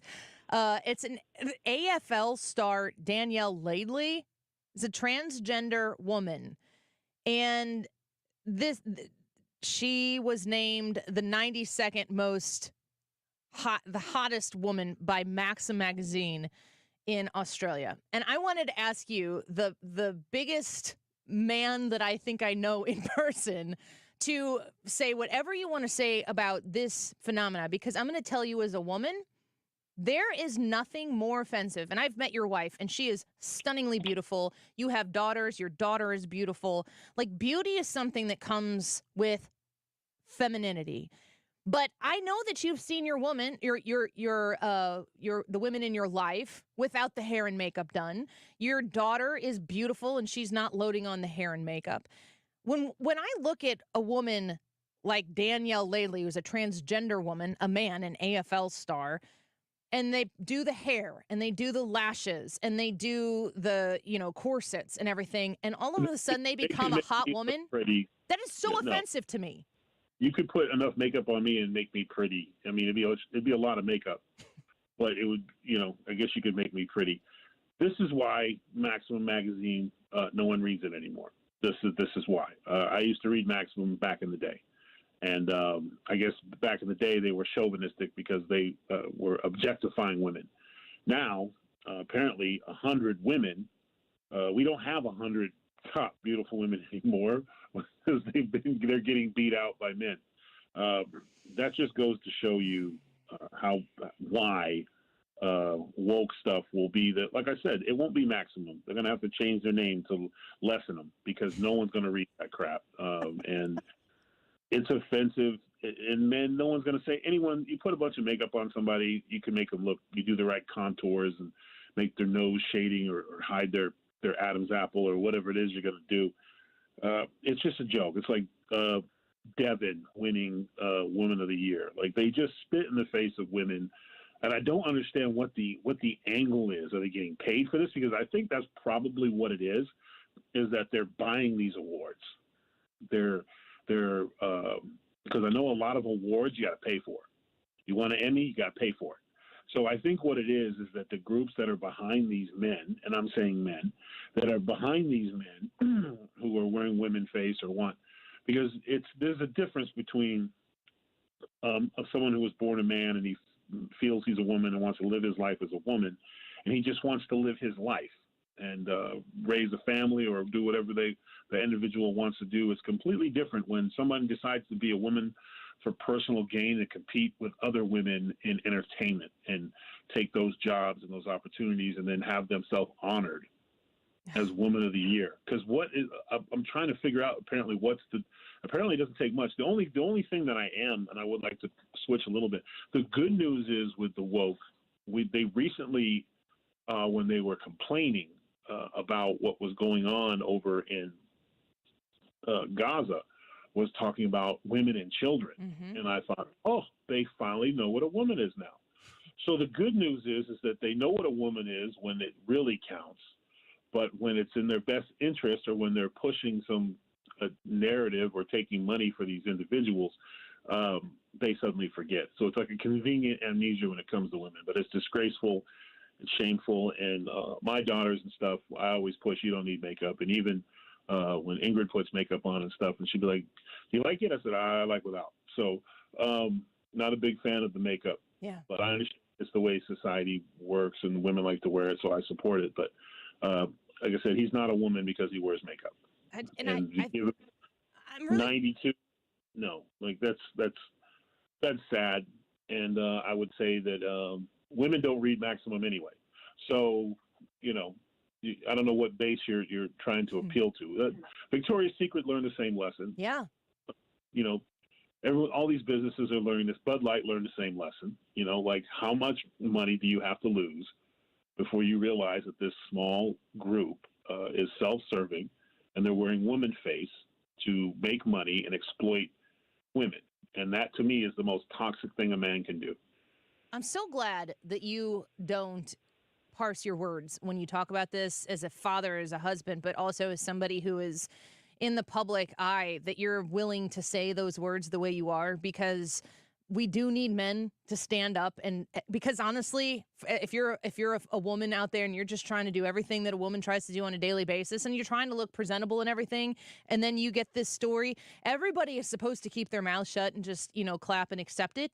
We're being forced to make that choice all the time. And when you stand up and you say stuff like this that defends actual women, it makes it easier for other folks to do it. So I'm grateful that you do. Well, real quick, what drives my mind when you say Woman of the Year, like, to me, it's like a Woman of the Year is like she's juggling her career, she's raising her kids, she's doing 2 or 3 jobs that the average man would be on the ground drooling.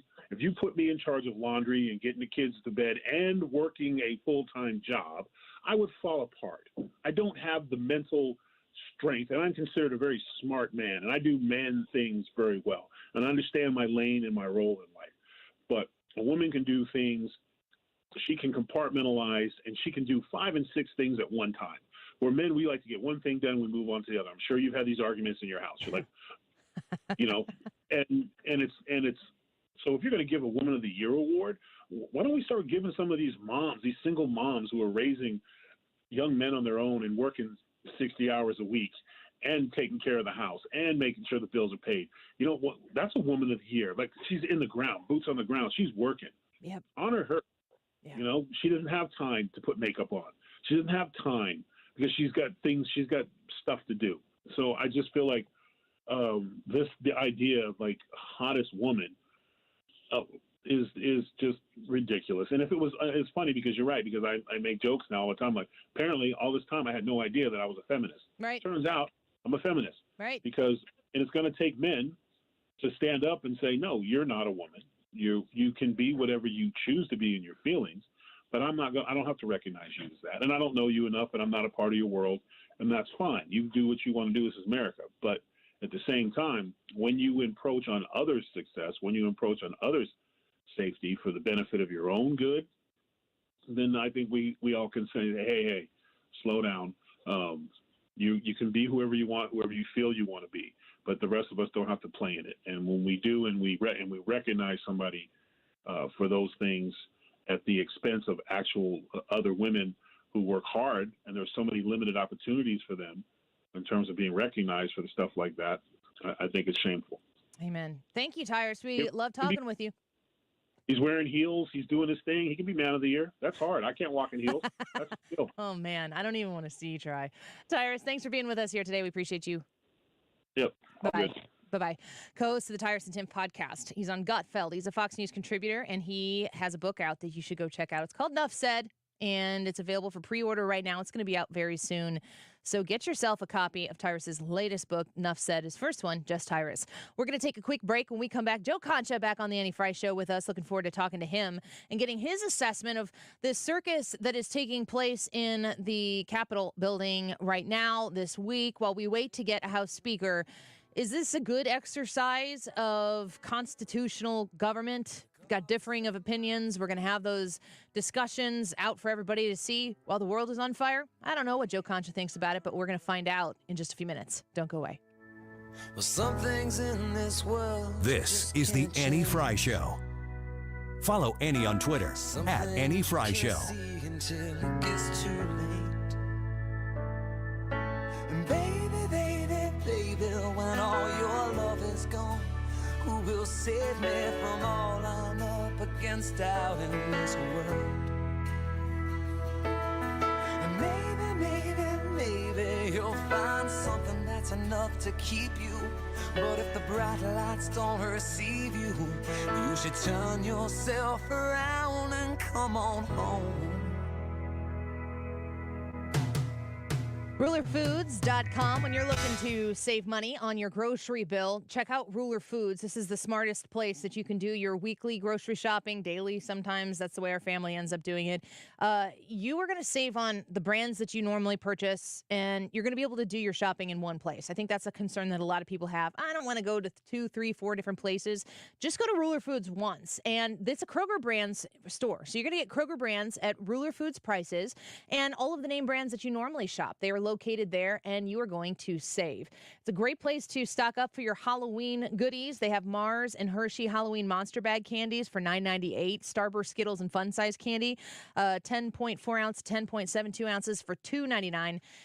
You can also check out their Halloween Squishmallows. I don't know what it is about Squishmallows, but the kids freaking love them. $7.99. Reach out to them for anything that you're looking to shop for. Produce, like I was just saying yesterday, my husband made some wonderful guacamole from fresh avocados that we got at Ruler Foods just earlier this week. You can shop and you can save at Ruler Foods. Find the one closest to you at rulerfoods.com.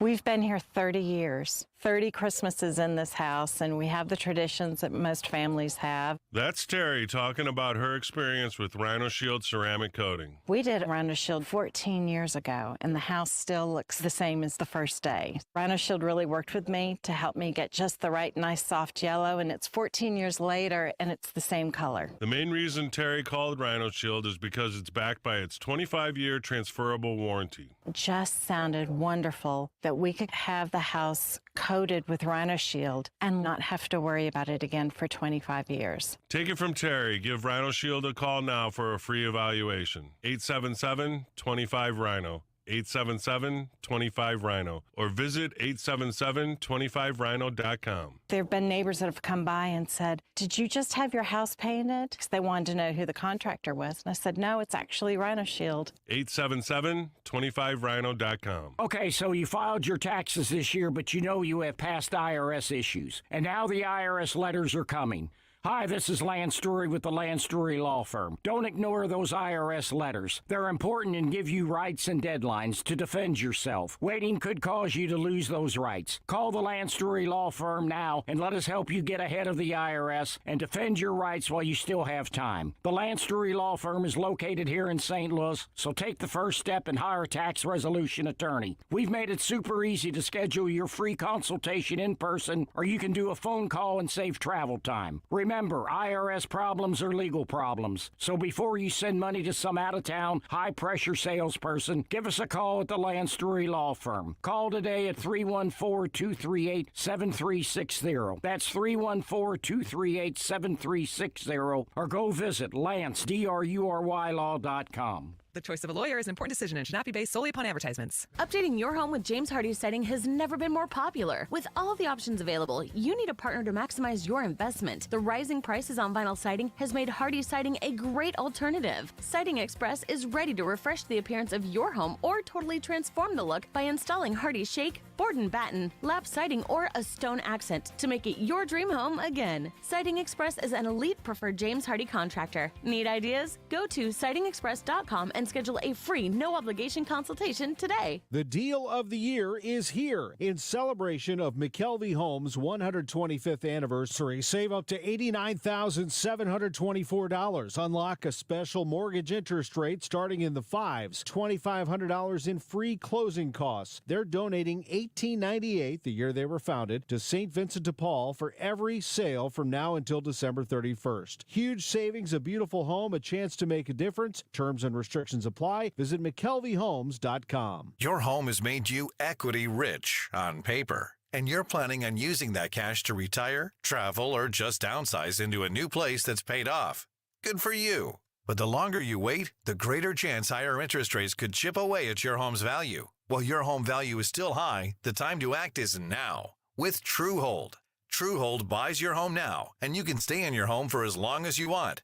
TrueHold buys your home for its best current value, and you bank the cash. Cash to do whatever you like, while TrueHold takes care of property taxes, insurance, and upkeep. Don't miss this opportunity to cash in on your equity and stay in your home as long as you'd like as a renter. Visit TrueHold.com and discover how much TrueHold will buy your home for today based on its best current value, not what's coming. Call 1-855-300-9993 or visit TrueHold.com. The smarter, faster way to cash out on your home's value without having to move. That's TrueHold.com. You're listening to the Annie Frey Show live from the Air Comfort Service Heating, Cooling, and Insulation Studio. Save $50 to $1,725 and carrier cool cash rebates on qualifying new high-efficiency furnace or HVAC system. For details and to get in your comfort zone, visit aircomfortservice.com. St. Louis's home for conservative talk. The Mark Reardon Show. Thursday afternoon, the hunt for a speaker continues. I feel like I can say that pretty much every day. Also, Art Laffer, he of the Laffer Curve. Weekdays from 3 to 6 on 97.1 FM Talk.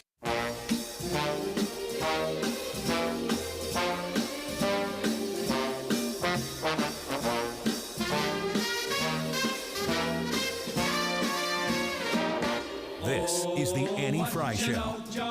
I don't know nothing. Follow Annie on Twitter @Annie Frey Show. What you know, Joe? Kelly of Pennsylvania. Former Speaker of the House, the Honorable John Boehner. Boehner. John Boehner with a vote for Speaker of House. He's been there before, and maybe he's going to be back again. Who even knows? Let's talk to our friend Joe Concha. Oh, what you know, Joe? Joe Concha, columnist at The Messenger. Joe, what's going on in the House of Representatives right now? They can't find a speaker. I don't even know if they can find their butt with their own hands right now. It's ridiculous. It's a very colorful analogy, Annie. Thank you. It's Look, how I feel. they need to take my advice. I may have given it to you a couple of weeks ago on this show. Okay. You can't figure out who's going to be speaker. You can't get to 217 votes. You can't even get close to 217 votes. So you take the person who can get to 217 votes and install him in there until late January or so, whatever the day after the State of the Union is. Mm-hmm. And that man is Donald Trump. Okay? Remember, don't have to be in the House of Representatives, right? Right. So Trump could be put in. He'll easily get the votes that he needs. And then from there, you fast forward to the State of the Union, and there you have Joe Biden at the podium. You have over his right shoulder Kamala Harris, and you have over his left shoulder Donald J. Trump. Ripping paper up with each speech, with each paragraph, he rips a new State of the Union up as he goes. You know, you just stepped all over my punchline, but I'll go with the other part. No, That's fine, Annie. I'm sorry. I didn't mean to do that. All right. But could you imagine, Biden's up there talking about how great Bidenomics is and how much more money we're going to give to Ukraine and how the U.S. southern border is secure. And then Donald Trump is making faces that only Donald Trump could make, right? The incredulous face. Yeah. Yeah. Yes, exactly. Then at the end, he takes the State of the Union, makes it into a paper airplane, and then throws it into the crowd. And then the next day, he begins impeachment of his 2024 opponent in Joe Biden. Now, would this be good for the country? No, of course not. Would it be great for our entertainment and for this radio show in particular? Sure. Absolutely. Yeah. So I say make it happen. Yeah. I mean, what are we doing right now that's so great for the country anyway? When you listen, I've listened to Joe Biden's words on the Israel, on the horrific events that have taken place in Israel. And it seems to me like the speeches that Joe Biden has given so far, that he's on the whole said the right words. But you put the context of his actions and his policies with the words, and they're in direct conflict with one another. I don't know that World War III can be handled by President Joe Biden. Not even close. And that's how you always judge any politician. I don't care if it's Joe Biden. I don't care if it's any kind of Republican. Judge them on their actions and not on their words.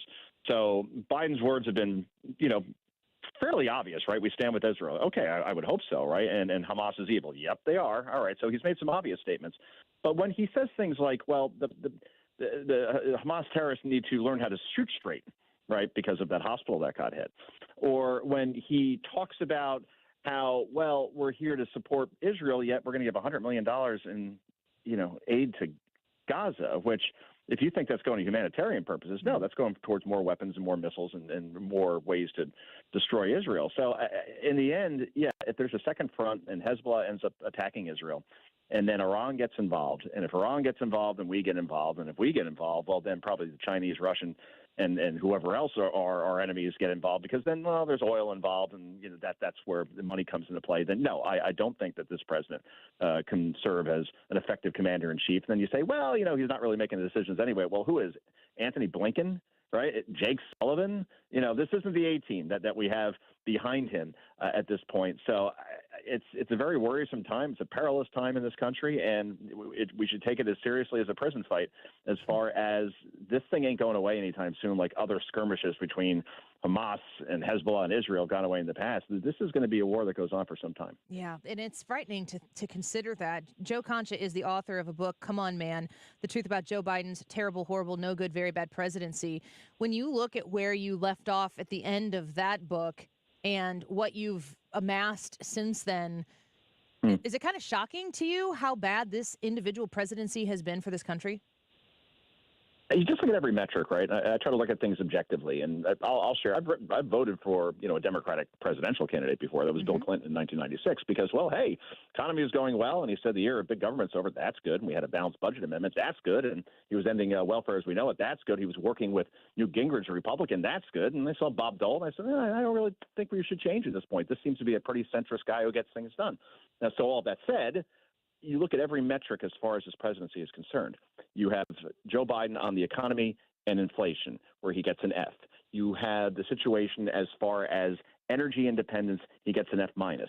You have the situation of the southern border. If there's something below an F minus, we could apply it here, a G, an H, whatever is below an F.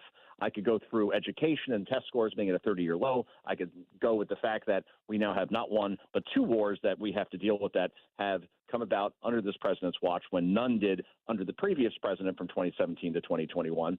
I look at every metric that you judge a president on in terms of how is our economy doing? Do I have more money in my pocket? No. Do I feel safer in my community? No. Are my kids getting the education they should get? No. Is the world safer or not safer? It's not safer. Is the border secure or not secure? We know the answer to that. On every metric, he is failing, and that's why whoever the Republican nominee is, I don't care who it is, should be up by 20 points right now. Yeah. And instead, we see polls where it's, hey, Trump by 4. Well, that's great, but it probably should be bigger than that, given who the opponent is now, shouldn't it? Yes, it absolutely should be. Joe, we know you got to run. I want to thank you for your time today. It's always good to talk to you. Sure. Oh, that's it? We're done? Well, they told me you had a 37 out. Do you have a 37 out? Can I talk to you some more? I have more questions if you have more time. One more question. One more question. Since you brought up Donald Trump and the fact that his poll numbers aren't where they need to be, my biggest question for the American people is where are you getting your information? And if you look at what the squad, what kind of stuff they're peddling out there, just incredibly factually inaccurate about what's going on in Israel. Information is the biggest currency of our time right now. How are we going to get through these next 383 days to get an election where people vote based on what's real and not what they've been hoodwinked into believing? There is no good answer for that. And we saw what happened with that airstrike on that hospital in Gaza, and then we're told 500 people are dead. Israel was responsible for it. They're targeting civilians in hospitals. Then the squad goes with that narrative from there. You see the demonstrations from outside our embassies, from Beirut to Baghdad, to demonstrations in our own country, right? And it's all based on a lie. So to get the proper information out there when it comes to anything, I'm afraid we're all on our own, and we're going to have to do our own research and our own education as far as what is truth and what is not. and then come to a conclusion. I think most people have already come to a conclusion as far as who they're going to vote for. It's a question of who gets the base out most. And if you're a Trump supporter, you feel good about that because there's enthusiasm behind him, while there really isn't a Joe Biden base. And that's why a majority of Democrats have said they don't want him to run. So if you're looking at it that way, I would say that Trump is the favorite right now, but not the big favorite he should be. Amen to that. Well, if you are like me, I know you and I obviously pay attention a lot to what Fox News is putting out there, but I want to encourage people to go to themessenger.com because the information that is provided there, there's stuff from all sides, and it's good, factually based information, good opinions that are well written. And if you need somewhere other than Fox News to go, I encourage folks to check out themessenger.com, where Joe Concha also writes. We appreciate your time today, Joe. Thanks for being with us. All right, Annie, always a pleasure. Thank you. All right, bye-bye. Joe Concha is the political columnist at The Messenger, Fox News contributor on Twitter at Joe Concha TV. They told us he had a 37 out, so I didn't want to disrespect his time. Said. Yeah, all right. Well, it's good to get all of that caught up to here. We're going to take a quick break, and we're going to see what the current state of affairs is in Israel right now. The ground invasion is supposed to be imminent, but we've also seen reports that attacks are coming in from on the north side of Israel, potentially from Hezbollah on that Lebanon border, which raises the stakes as well. So stick around. We've got all the news for you right here on the Annie Frey Show that you need, and your feedback as well on today's YouTube live chat poll. Who's the RFK Jr. third-party run hurt the most? Let us know what you think. Comments as well on the YouTube. We'll be right back. Oh, what you know, Joe? I just can't figure. What you know, Joe? I don't dig you. What you know, Joe? You're listening to the Annie Frey Show on St. Louis's home for conservative talk.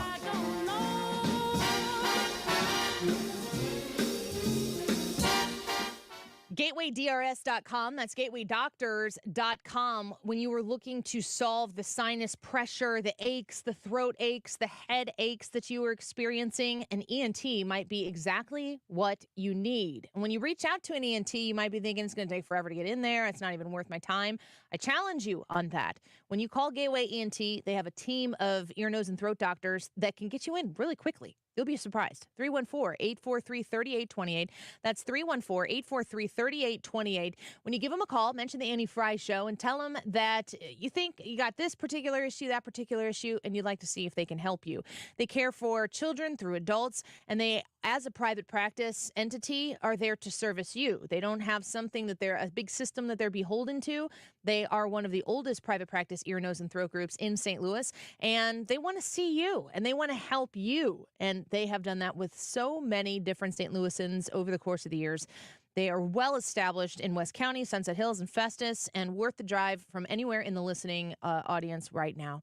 Go to 314-843-3828 or GatewayDRS.com. Get ready, folks. Lakeside Renovation and Design is thrilled to invite you to our showroom grand reopening event on Saturday, October 21st from 10 a.m. to 3 p.m. It's the remodeling event of the year. Unlock massive savings at our event thanks to exclusive partnerships with top vendors and suppliers, delicious catering from Sugar Fire, and fantastic giveaways throughout the day. Turn your remodeling dreams into reality. Mark your calendar for Saturday, October 21st from 10 a.m. to 3 p.m. at Lakeside Renovation and Design, where your dream home becomes reality. People who shop at Diamonds Direct for diamonds and engagement rings can't believe the prices. They blew everybody else out of the water. I saved between $1,500 and $2,000. Came here first, got a really good price, went around everywhere else, and it wasn't really even close. I'd looked online. I'd actually shopped a couple of local stores. They could not begin to touch the size, the quality, or the pricing. Crazy the deal that we got. Couldn't believe I was able to get into a ring like this. Of all the places that I visited, everybody from mom and pop shops to wholesalers to local franchisees,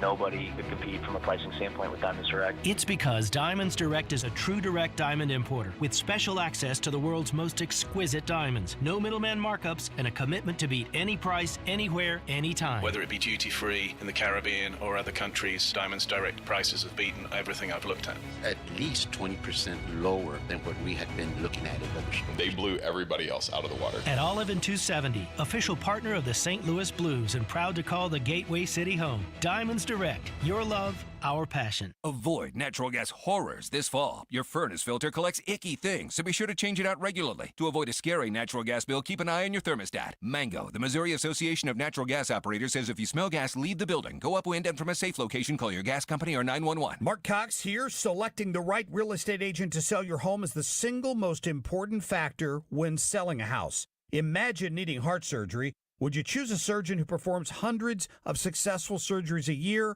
or one with minimal experience and mediocre success rates? Selling your home is like doing open-heart surgery on your finances. That's why I recommend you call Gloria Liu with your home sold guaranteed realty and get to know her like I have. Gloria will give you multiple selling options when selling your home.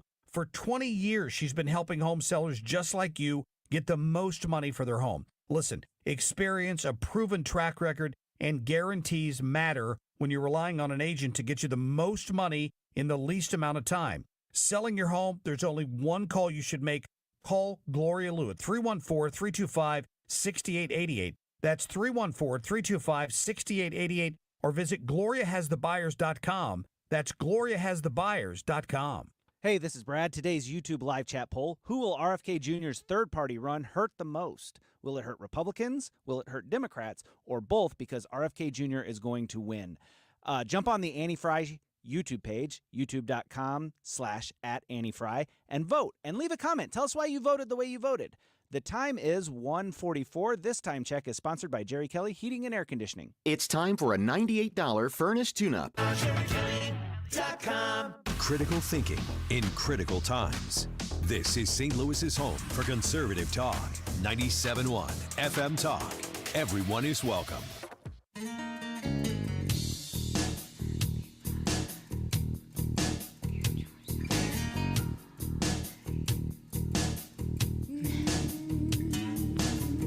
This is the Annie Frey Show. Interact with Annie on Facebook. The Annie Frey Show.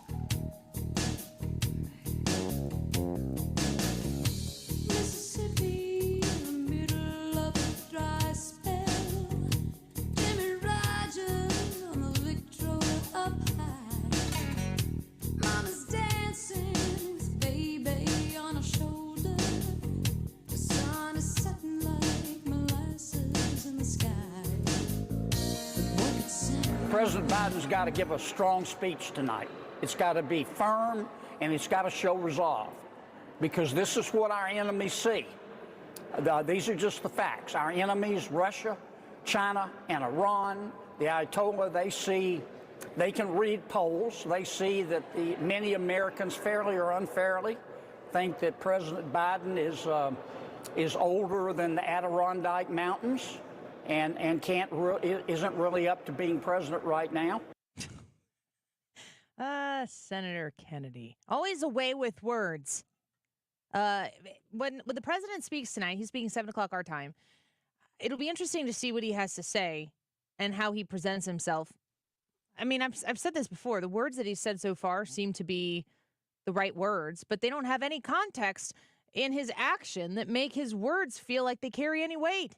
When Joe Biden looks in the camera or leans into the microphone and says, don't what? Remember when he told Russia, like, minor incursion? And that was 18 months ago or something like that?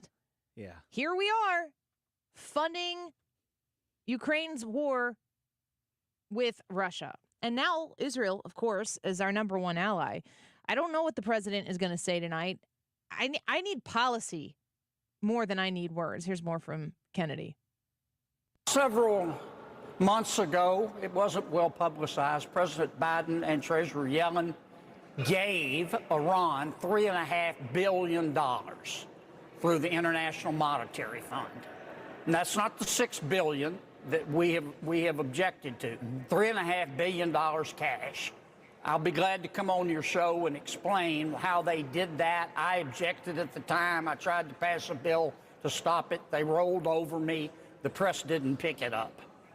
But here's the problem we face right now. The time to build the ark is before the rain. And the Biden administration didn't do that. Instead of showing strength, they showed weakness. Yesterday, he put it a little bit differently. Our enemies have included that America has a president who's a bit of a weenie on national defense, and she and Putin and the Ayatollah think they can roll over him like thunder on a summer night. He should write novels. I would read them. He should write novels about current events. Because everything he does is analogies. So our enemies see Biden as a weenie. I don't have any idea why people in the YouTube live chat are talking about urine. But there's something. This is a transition. There's something I need to talk about. I had to get gas in my car before or after work, and I was getting here so that I could go and do breaking news coverage should a vote have happened, and that fizzled. So I had a little more time on the way in here. So I stopped to get gas. Brad, I'm getting gas at a gas station. I'm not going to tell you where. I pulled up the pump. My gas tank or whatever is on the driver's side. So I'm pulled up next to the pump there. And, there's a pump on the opposite side, but then there's another pump that's in front of me because I had gone to the one that was kind of in the back. So you've got 4 pumps, 1 on each side, 2 next to each other. Mm-hmm. There's a car that pulls up diagonal to me. So at the pump that is in front of me, but on the other side. Does that make sense? Okay, yeah. His car's facing we're pointing at each other, but we're on opposite sides. Right. This is a man who's probably, I'm guessing, 32. Big truck. Confident that he's not listening right now. I'm pumping gas over there, and I've told this story before, and this is not the story I'm going to tell. I have been carjacked pumping gas in St. Louis. Like, literally was 6 months pregnant or 7 months pregnant or something, visibly pregnant. Downtown St. Louis, 4:15 in the afternoon after a Cardinals day game got out, and I had my car stolen from me. I was standing there at the gas pump without a car, without anything, no phone, no nothing. So when I pump gas, it doesn't matter where I pump gas, I'm always looking around. My keys are in my pocket. My phone is in my pocket. My shirt is pulled over my pocket so you can't even see it. The doors are locked. New way of doing things since 2012. So I'm standing there, very aware of my surroundings. This car, big truck, is facing me on the other side of the pump, on the pump in front of me. And the door is open, and the driver, I believe, had put the pump into his car. He opens his door, and he pees. Are you kidding me? For a long time. He was peeing right there on the ground. It was getting on the foot rail. What do you call those? The boards that you climb up into your big truck? Yeah, the running boards or whatever. Running boards. He just stood there and peed. Gross. He peed on his car. Gross. With the door open, but all over the ground. What do you do? I was looking at the pump going, do I need to get out of here? Is that, in St. Louis, is that such normal behavior right now that I shouldn't assume that there's an influence causing this person? I mean, he just stood there and peed. I didn't see anything but his urine going all over the ground and on the running boards of his car. I don't know what you do in that situation. Was he inebriated or? I don't think so. He seemed to be, other than the fact that he was publicly urinating, of somewhat sound mind. Yeah, I don't know. Maybe you hang the pump up and go. You've got enough gas to get you where you're going. I am definitely not bringing it up to anybody in the moment. No. I am not saying anything. I am not doing anything. I wanted to make sure that he couldn't even, I was wearing sunglasses. Mm-hmm. So you couldn't see directly where I was looking. I think I was wearing sunglasses.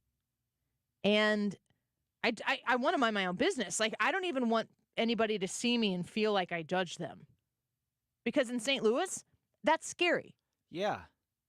Yeah, man, that's weird. I think I'm going to go out on a limb here and I'm going to make an assumption, but I think he wanted you to see him do that.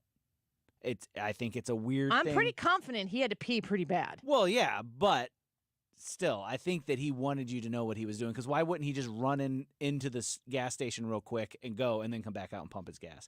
It's not like he wasn't at a location where he couldn't use the restroom. I mean, maybe the gas stations are different and they don't have a public restroom, but it seems like every filling station has a public restroom. They have a restroom. So, yeah, why wouldn't you just go? Because I mean, I've had to go pretty bad, but I've never had to go, I don't have another step in me. I've never gone. It was 10 a.m. on a Thursday. I've never gone, I have to go so bad that I have time to put my gas pump in there, start the pump, and then go. That's the time you could use to make your way inside to the bathroom and use it in there, and then come back and pump your gas. I don't. Steven says public urination is very prevalent in rural Missouri. This isn't rural. I have no problem with public rural urination. I was born in the country. Yeah. I wasn't born in the country, but I grew up in the country, and I've peed in the woods, and I've sat on a bumper, and I get that. But that was not in front of anybody. Using the bathroom in the woods is a heck of a long way from peeing at a gas pump in a station in downtown St. Louis. Jeez. Can people just for a minute understand? Because there's a lot of you listening right now. You probably are thinking, that's why I don't go downtown St. Louis. But listen, in the amount of time that I come downtown every day to do the show, there are people sleeping on the sidewalks. And you sit there and you think, you watch them because you're trying to see if the foot moves or if they shift. Because you don't know if they're sleeping or OD'd or you don't know.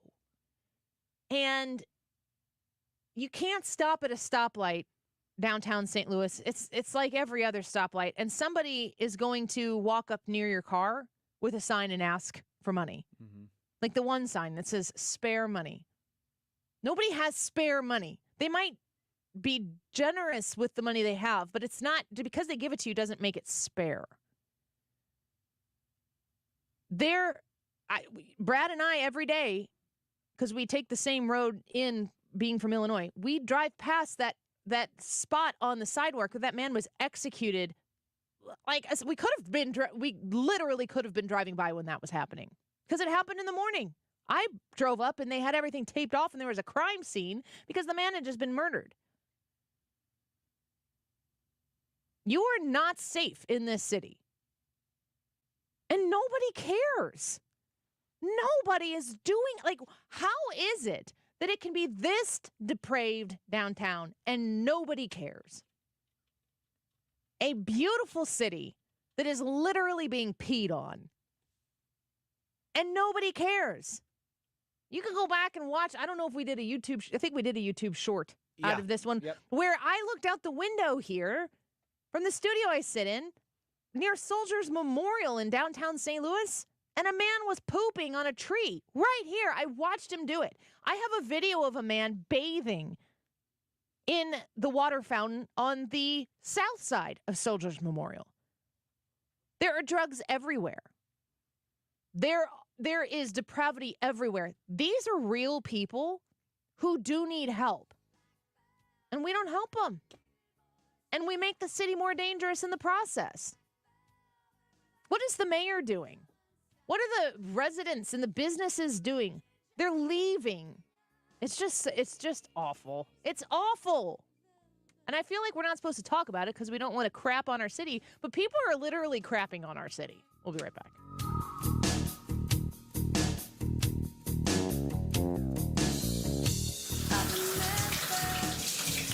You step out of the shower smelling fresh, but for how long? Body odor starts forming immediately, especially if you use soap. And your only defense is the 2 inches of deodorant you applied to your armpits. I'm Dr. Shannon Klingman, the inventor of Lumi Whole Body Deodorant. It's so easy to use, I'm going to talk you through it on the radio. Just a pea-sized amount of our invisible cream rubbed into the nooks and crannies like a lotion with fingertips. Or pick a stick for pits and other flat surfaces like thigh folds and underboob. Glides on smooth for a touchless application. Both are clinically proven to block odor all day and controls odor for 72 hours on pits, privates, and beyond. So you're going to smell better naked everywhere. It's that powerful. There's a special offer for listeners. Use code 555 and get an extra $5 off a Lumi starter pack that comes with a solid stick, cream tube, free product of your choice, and ships free with code 555. LUMEdeodorant.com, code 555. Your garage door is always there for you, rain or shine. Are you taking your garage door for granted? Is it screeching and whining for attention? Trust Overhead Door Company of St. Louis to keep your garage door reliable. Maybe the old weather stripping needs replaced to keep out the cold and hot air. Call Overhead Door Company of St. Louis, trusted here since 1926. For same-day service, call 314-781-5200 and schedule online at overheaddoorsstlouis.com. This is a special alert to all Americans who own a vehicle with less than 200,000 miles with an auto warranty about to expire or with no warranty coverage at all. Due to a decline in the economy, CarShield is announcing a low-cost month-to-month vehicle protection plan that is now available to the public to save any driver out-of-pocket expenses on future auto repairs. Call now to find out how you can pay almost nothing for covered auto repairs. Yes, you heard that correctly. Pay almost nothing for covered auto repairs. An open phone line has been established for all drivers to call for a free quick quote. Call 800-652-5241 now. Drivers who are covered will not have to pay for covered repairs again. This protection plan is at an all-time low. Additionally, drivers who activate this vehicle protection today will also receive free roadside assistance, free towing, and car rental options at no additional cost. Call us for your free quick quote today. 800-652-5241. That's 800-652-5241. What do you have to lose? Call 800-652-5241. Again, 800-652-5241. The first thing you're going to have to learn is that until you stop expecting our politicians or anyone else to change your life isn't going to change. The only person going to change your life is you, but you need to know how.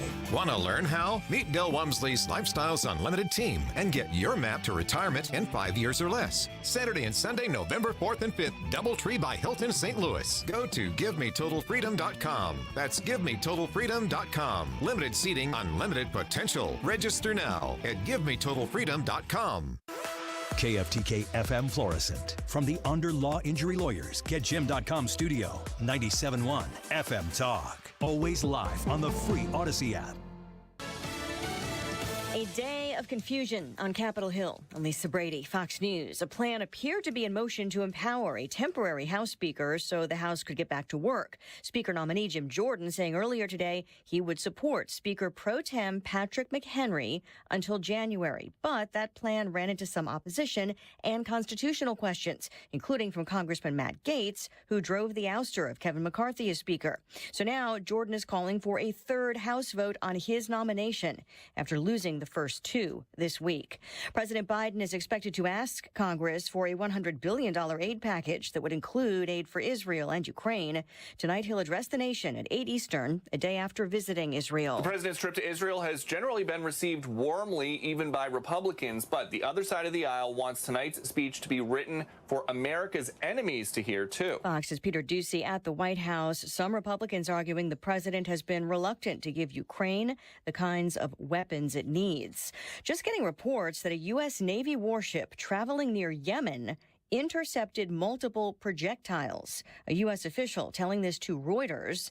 This follows drone strikes targeting coalition sites in Iraq and Syria. We are awaiting a Pentagon briefing that's been delayed. The State Department says it's aware of reports that Russia has detained another American journalist, but spokesman Matthew Miller says there's been no formal notification from Russia. This appears to be another case of the Russian government harassing U.S. citizens, which is why we continue to have a level 4 travel warning and encourage all U.S. citizens not to travel to Russia for any reason. An editor for U.S.-funded Radio Free Europe, Radio Liberty, who lives in Prague and holds U.S. and Russian passports, was reportedly arrested in June and accused of collecting information about Russian military activities. America is listening to Fox News. Hi, I'm Martha Stewart. Every year, more than 4 million pets enter shelters here in the United States. My friends at American Humane have been helping animals since 1877. The goal is to ensure that pets have a safe shelter, especially during natural disasters. Adopting a shelter pet allows shelters to help more animals awaiting care. Please consider adopting today and take some time to learn more about American Humane's other work at americanhumane.org. At Simply Safe, our 24/7 lifeguard protection helps stop crime in real time. Because during a break-in, every second counts. And these days, every dollar counts. Right now, get 45% off any new system with Fast Protect monitoring at simplysafe.com/radio. It's U.S. News and World Report's best home security of 2023. Advanced home security, 24/7 professional monitoring for less than $1 a day. There's no safe like Simply Safe. Air Comfort Service, heating, cooling, and insulation. Weather. Chief Meteorologist Dave Murray. Hope you get a chance to enjoy a great afternoon of weather, partly to mostly sunny skies. 68 should do it. That's about 10 degrees cooler than yesterday. Tonight, maybe a fast evening shower, a little secondary cool front coming by. Do not expect much. Clouds dominate, 48. Friday, sunny and nice, 65. Saturday, sunny and 72. And Sunday, sunny and 65. This is 97.1 FM Talk. Chief Meteorologist Dave Murray. Rhino Shield is far superior to even the best traditional exterior house paint. Rhino Shield is 8 to 10 times thicker than paint and comes with a 25-year transferable warranty. Rhino Shield is the only ceramic coating company that has been chosen by Disney, This Old House, and 3 times on HGTV's Curb Appeal, where every episode is concentrated on unpainted brick, bonds and seals to stucco, wood, hardy, block, color lock, masonite, and more. No better product for those steel aluminum-sided homes that have become, chalky and tired looking. We coat sloped and flat roofs to extend their lives too. After 15 years, we've got a great reputation and a superior product. As long as it's affordable, why wouldn't you do it? Before you make the costly mistake of painting with traditional paint, you'd be best served to call Rhino Shield today. We are the experts and our evaluations are free. 877-25-RHINO or 877-25rhino.com. Tell them, ladies. No paint, don't Rhino. Go Rhino Shield. Never paint your house again. Rhino Shield. Golden Oak Landing cured my blues. How would you like to make no mortgage payments until next year? Are you tired of making minimum payments on high-interest credit cards? Is student loan repayment giving you the blues? Your home equity is at an all-time high. Use that equity to save hundreds every month. Call 314-567-GOLD now and give yourself a payment break. That's 314-567-GOLD. Or visit goldenoaklending.com. NMLS 114937. Exergen thermometers are a top choice of medical professionals at highly ranked hospitals across the U.S. Accuracy matters, so make Exergen the chosen thermometer for your home and family. Available at Walgreens and other participating retailers. Learn more at exergen.com. This is Andy Berg, board-certified master arborist with Hanson's Tree Service. Maintaining healthy trees in our urban environment is a challenge, and our trees often don't perform how we'd like. Go to hansonstree.com to find out how we can service your trees today. Conservative solutions, objective conclusions. For news and opinion, this is St. Louis's home for conservative talk. 97.1 FM Talk. This hour of the Annie Frey Show is brought to you by Ruler Foods. Low prices, no coupons. Ruler Foods. That is exactly what I needed to hear. Thank God someone here knows what they're talking about. That's us. That's right. Gotta love this American ride. All right, you need to take the time and get the full picture.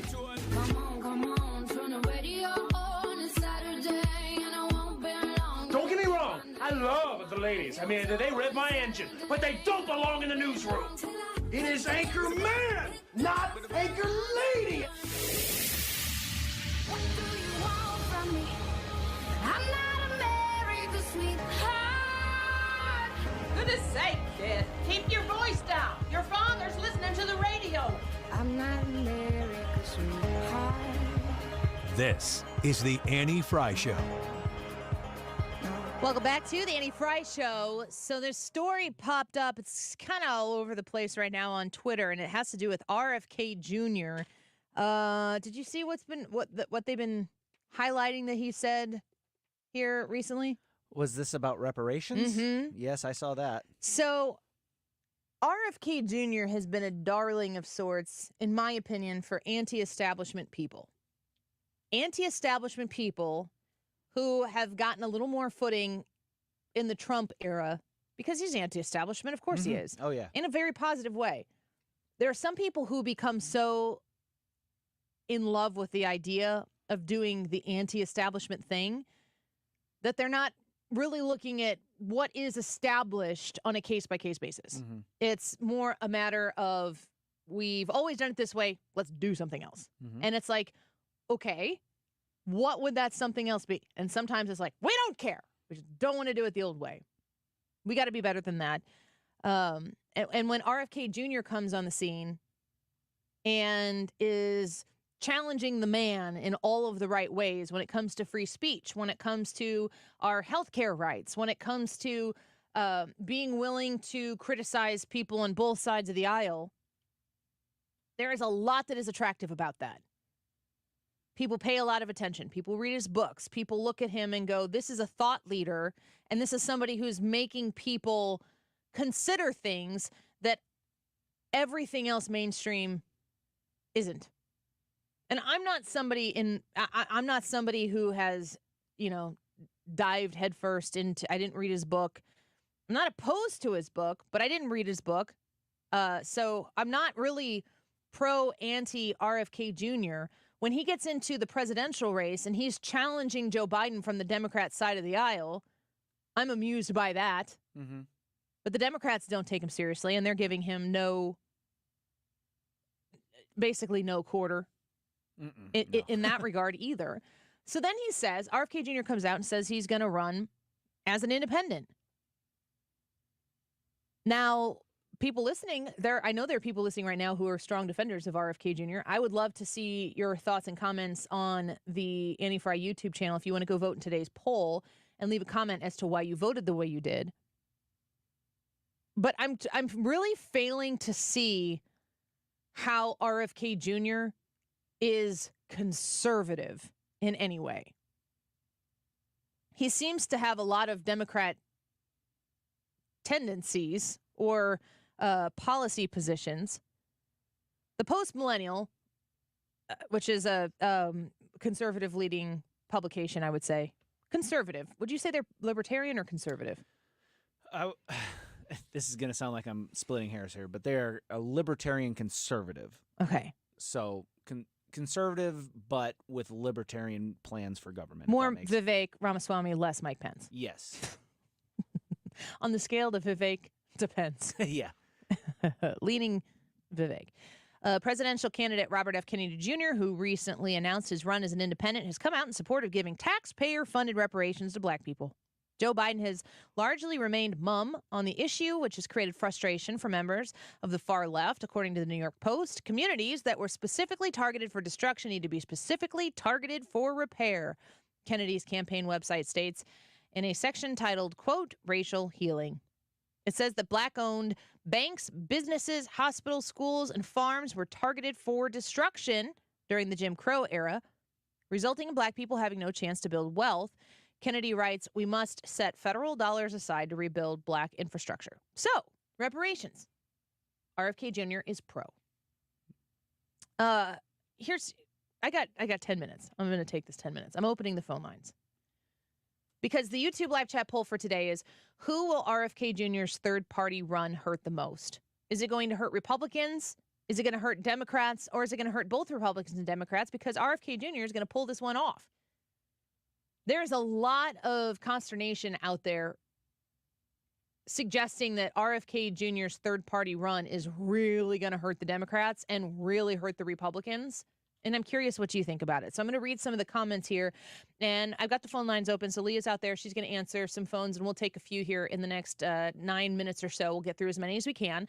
You need to call us at 314-241-9797. Call 314-241-9797. One more time, 314-241-9797. And let me know who you think the RFK Jr.'s third-party run will hurt the most. All right, some comments from listeners right now. G-Wib says, I think RFK will still hurt the Dems the most. Rick says, tough call. What I've seen is that he hurts both sides, but perhaps the Dems more so. Edward says, I think RFK Jr. is like Trump in the sense that he's a populist. When you have two populists and one establishment guy in a three-way race, he's going to hurt the other populist. So that's Edward is suggesting that he is going to hurt Trump more, which I assume is the Republican. Unless, of course, Donald Trump's not the nominee, but I don't think at this point we think that's what's going to happen. Brad, you have been emphatic about who RFK Jr. is. Yes. So One more time, 314-241-9797 if you want to give us a call. Brad, you tell us how you think on this YouTube live chat poll. So first of all, I think he's going to hurt Republicans in this, especially if Donald Trump is the nominee. And the reason I think that is because RFK is a Democrat. He is a Kennedy. He is a Kennedy of the Kennedy family that is the Democrat Kennedy's family. JFK was his uncle. He is a JFK Democrat, but that makes him a Democrat nonetheless. He's a little more old school than modern Democrats. He's not what Joe Biden is, which is Joe Biden goes whichever way the political winds blow.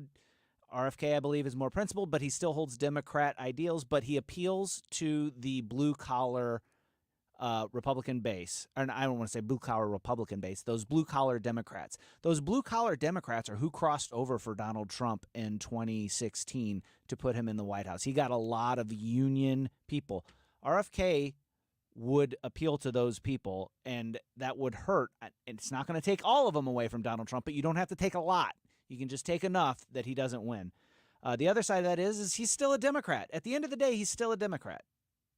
So you're going to get Democrat policies out of RFK, even if he agrees with you on some of the other issues that you are passionate about, be that vaccines or whatever. I think in today's society, we suffer from this idea that where we as a people, we look at somebody and they say, you're either all for this person or all against this person. You can't look at them and say, I agree with them here and I disagree with them there. And then at the end of the day, weigh how much of them you agree with and how much of them you disagree with and go with that. If he says or she says something that you kind of like, people tend to go all in on that. I would point to Tulsi Gabbard as an example of that. Tulsi Gabbard is liberal. She is very liberal, but she's anti-establishment, and she's called out the Democrat Party. Her calling out the Democrat Party doesn't mean she is going to be all on board with conservatives. She's still going to maintain her strongly held beliefs that are liberal in nature. You got a Tulsi Gabbard who is a rational human being with some radical ideas. Mm-hmm. And then you take like a Liz Cheney who has rational ideas, and she's a nut about the things that she's the most passionate about.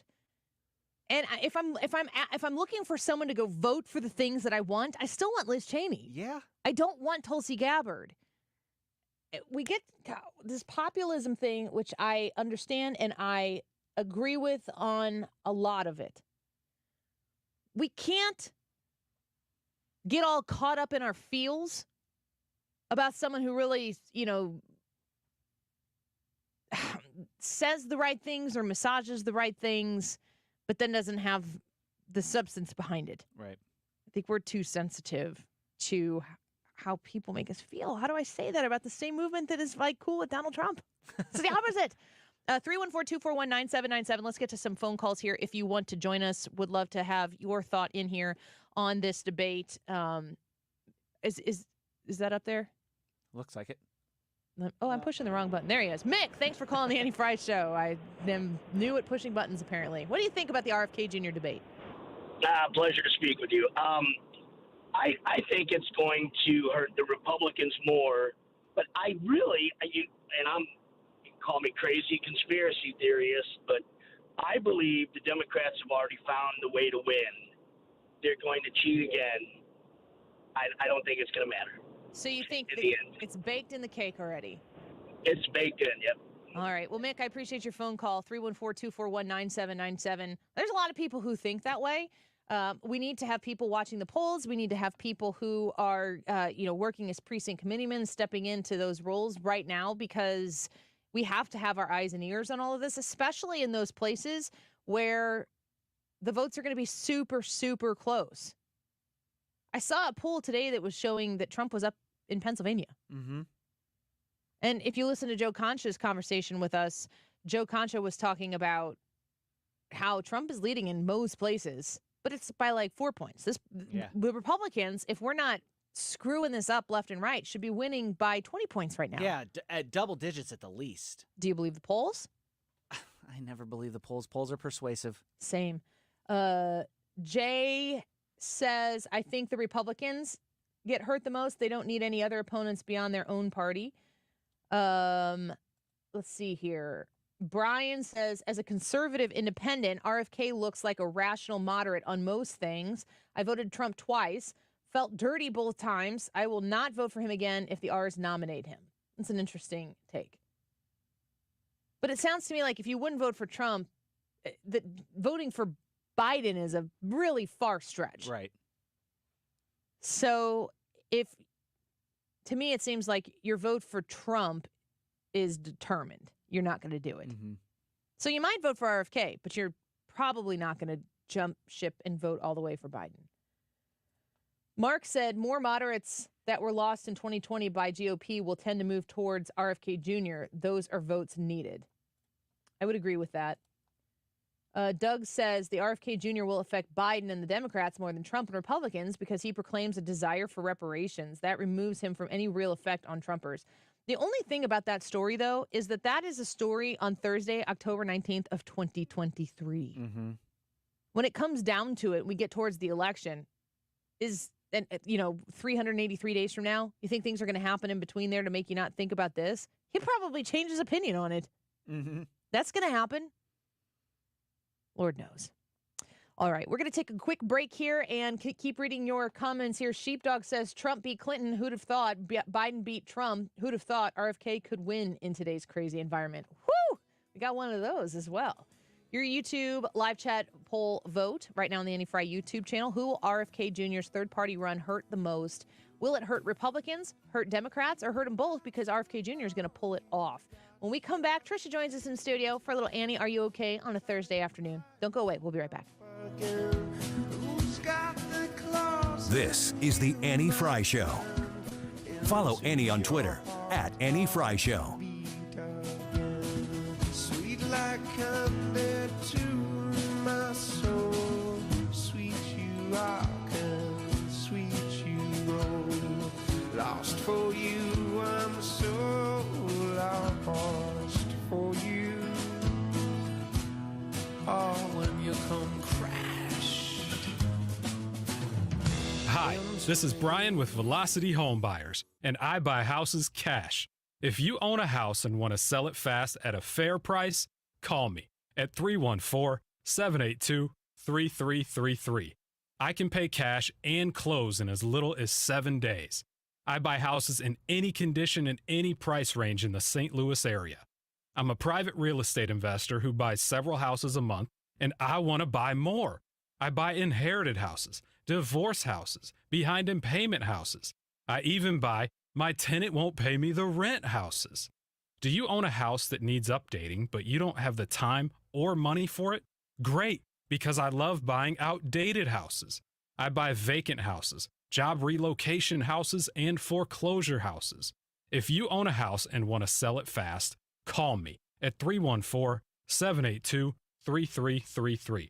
That's 314-782-3333. Have you ever wondered what it's like to experience something paranormal, supernatural, or unexplainable? Join host Jack Wagner on the podcast Otherworld as he explores spine-chilling real stories shared by everyday people who have experienced something unexplainable. Listen each week for first-person testimony from people who have come face-to-face with something that can't just be explained away. Listen and follow Otherworld, an Odyssey podcast, available now on the Odyssey app or wherever you get your podcasts. Now is the time to replace your home's exterior during Banner Construction's 30th anniversary with same-as-cash financing. Beautify the exterior of your home and save with famous James Hardie siding and Pella windows. James Hardie looks and feels like real wood with no maintenance. Call now for special financing. Let Banner Construction's exterior design team give you a free quote. Call 314-569-1050. That's 569-1050 or online,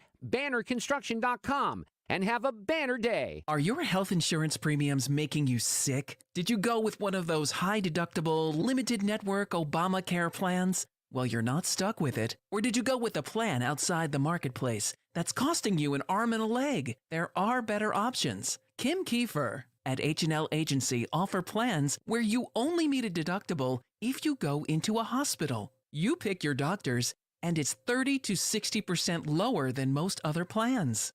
If you pay for your own health insurance, you're uninsured, you're on COBRA, or your employer coverage is just too expensive, you need to talk to an expert. Call Kim at 800-975-2841. That's 800-975-2841. or go to hnlagency.org. And is spelled out. That's hnlagency.org. hnlagency.org. A quality plan managed by you, not the government. The IRS definitely ramped up operations since the pandemic slowed them down, and activity only increases from here. Hi, this is Lance Story with the Lance Story Law Firm. If you're currently under audit or you haven't paid your taxes in the past, now's the time to call the Lance Story Law Firm.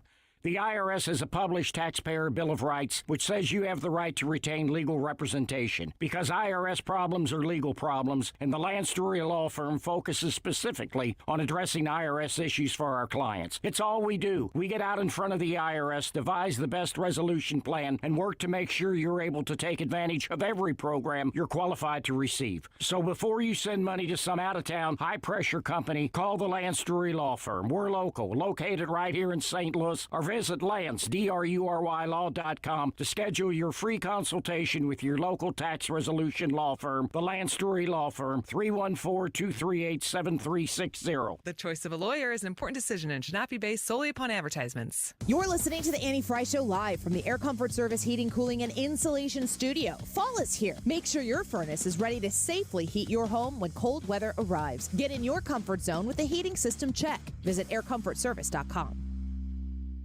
Odyssey is your home for all the audio that matters to you. Download the Odyssey app today to listen to 97.1 FM Talk, even when you don't have a radio. Always streaming at 971talk.com.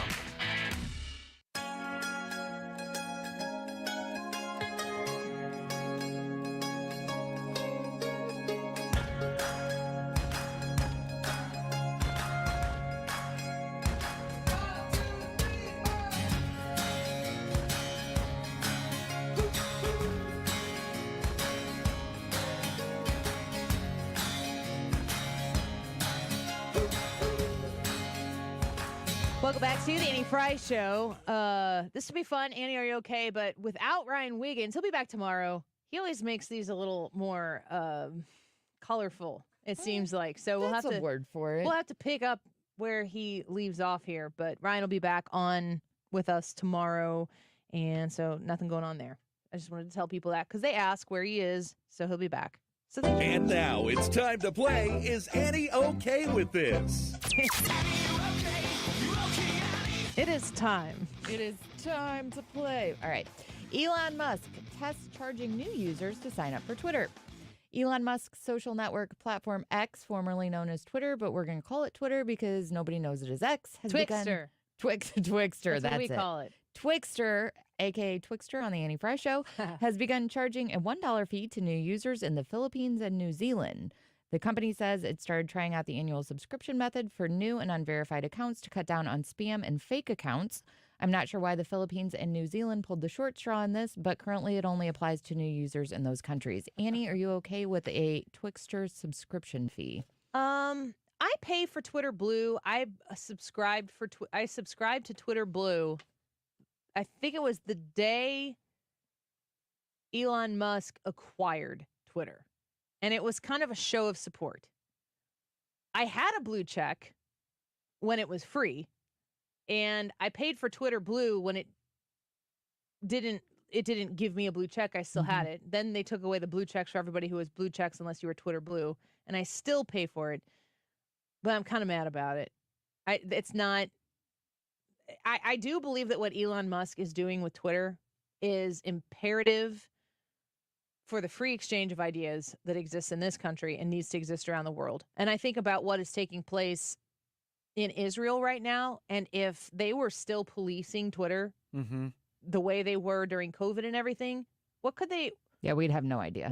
How would you trust anything? Like Twitter's a bit of a dumpster fire, but I feel like at least the truth is there somewhere, but you do have to go dumpster diving to get it. It's a really good analogy. And you might be on fire while it's happening, but it's there. So you're saying there's a chance. The bots thing, bots are super annoying. I don't really understand how bots work on Twitter, but I've seen people, I think you're not going to talk about Justin Timberlake and Britney Spears, are you? No. Britney Spears has got a book out, and she said, and I'd like to talk about this. I'll probably talk about it tomorrow, maybe. Britney Spears came out and said she had an abortion, and that Justin Timberlake was like, you need to get an abortion. Justin Timberlake got her pregnant, according to her book. He was like, I'm not ready to be a dad. We need to take care of this or whatever. And there are a lot of people commenting on this issue in defense of Justin Timberlake, but they're all saying the exact same thing. There are a whole host of accounts that are defending Justin Timberlake using the exact same script. And that is the way you're supposed to be able to identify bots. You pick a message and you send fake people. And the mob might be one person who's decided this is what needs to be said, and then you can make it look like so many more people are saying it. We experience that on this show, where people will create a lot of profiles to influence and try to make it seem like this really, really loud mob is coming at you, but it's just an individual person.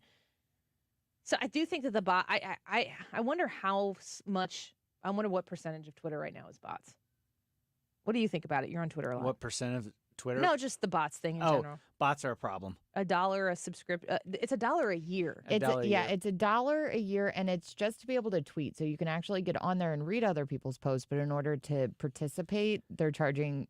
Again, I don't know if they saw an uptick in bots in these specific countries. I don't know why it's maybe only that's two where countries. the bot farms are. Yeah. I'm okay with it, I think. Yeah. I mean, $1 a year. I'll pay $1 a year for Twitter. Yeah, I'm already paying like $8 a month, and I don't even like it. Yeah. And there's bots everywhere. If you can get rid of bots, I think that it would be worth it. I know that's his main goal of it, and he said, I'm looking for any other way to get rid of these, but subscription-based services seem to be the best way of minimizing the influence of bots. I'm okay with the Philippines paying $1 to go there.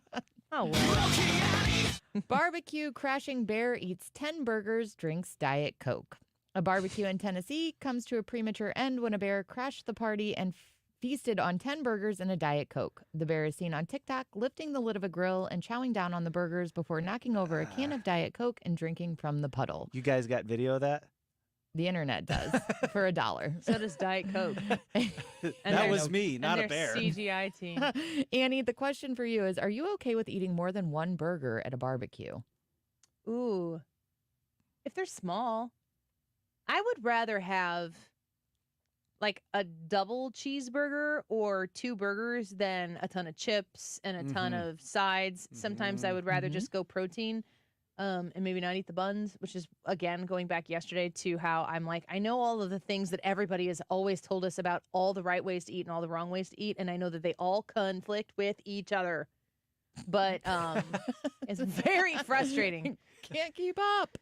Don't you have it drilled into your head that carbs are the enemy? Yes. But there are 2 buns if you eat 2 burgers. Which is why I'm saying double it get up. 2 burgers. Patty, if you're super patty on hungry, patty. I would, if you're into that thing, and you just put them together. As long as it's okay with Patty. Yeah. Both of them. That's so weird. It's worse that we have a Patty here. She's in sales. I'm thinking about Patty's ears are perked up. Patty's in there washing her coffee cup like a good coworker, making sure she didn't leave it behind. And she's like, "What the heck? Minding her own business, living her best life." Wondering who the other Patty is. Patty? People are going to start whispering in the office now. How many patties does it take to make this Where'd barbecue you hear fun? about that? Oh, it was 97.1. Wait, I thought they were the conservative station. Yeah, it didn't sound too conservative to me. But here we are. Shame. More than one burger at a barbecue, yay or nay? Yeah, you do your thing. I am so for that, too. Lots of burgers. Lots of burgers. Yeah. What about you?